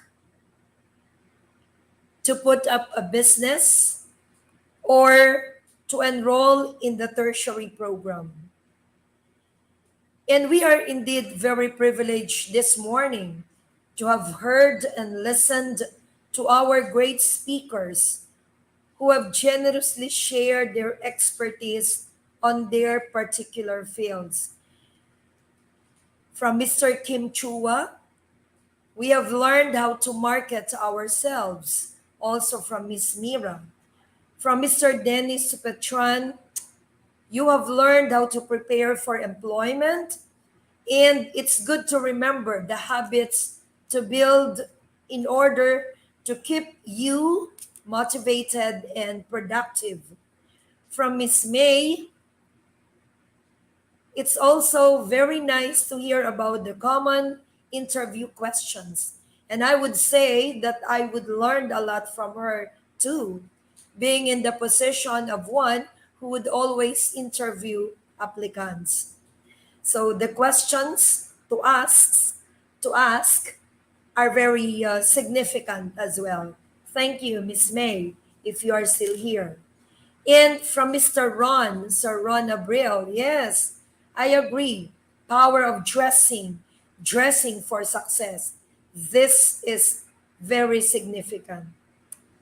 So, like what I've said, our students are very privileged this morning, having heard and learned from you. But for those students who would take up their college education after graduation, let me also give you some tips, four simple tips that will help you decide which program to take in college. So, number one, take a look at your own resources, your interests, and your abilities. Number two, check what lifestyle you hope to have in the future. Number three, you have to ask yourself, what are my dreams? What would you like to be in the future? That is always a question. Remember when you were a kid, you would always you would always be asked, what would you like to be when you grow up? And that thing still matters this day. Number four, you have to know, my dear students, your occupational field of interest. Like, are you into mechanical? Are you into investigative, artistic, social, enterprising, business, health services, clerical, etc.? These questions will help you plan and decide your career choices. Huh? And you see, the roads ahead are too many and broad, my dear students. Just like what Robert Frost in his poem The Road Not Taken says. Now, if you're familiar with this poem, he just said there are only he said two roads diverge in a yellow wood. Two. Two roads diverge in a yellow wood. And what did he say? And sorry, I could not travel both. Of course, you cannot travel both. But in the end, you see, the author, the poet said, I took the less traveled by. And that has made all the difference. My dear students, in life, we have to make our choices. We have to make our decision in order for us to achieve our dreams, our goal. Remember, it has a deadline. I pray that the Lord will show you His wisdom, His knowledge, and His understanding to guide you in this career decision making that you will soon undertake. Again, thank you very much and a pleasant afternoon to all of you. Thank you. God bless you all. And to the organizers, thank you very much.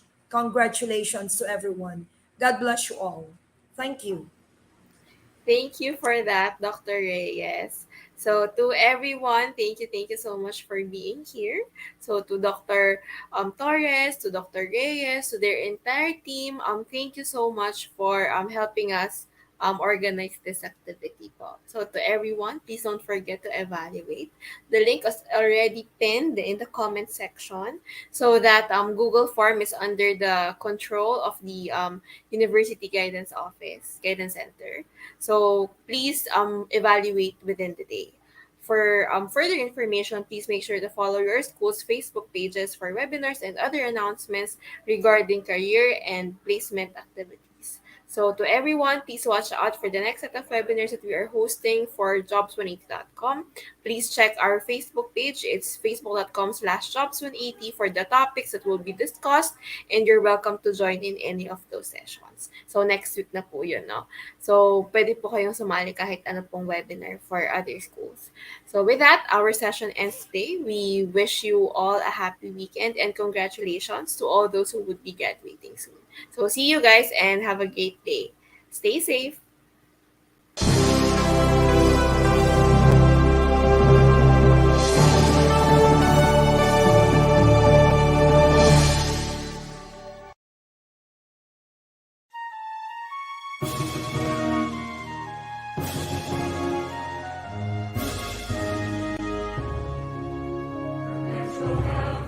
Found of truth, when knowledge and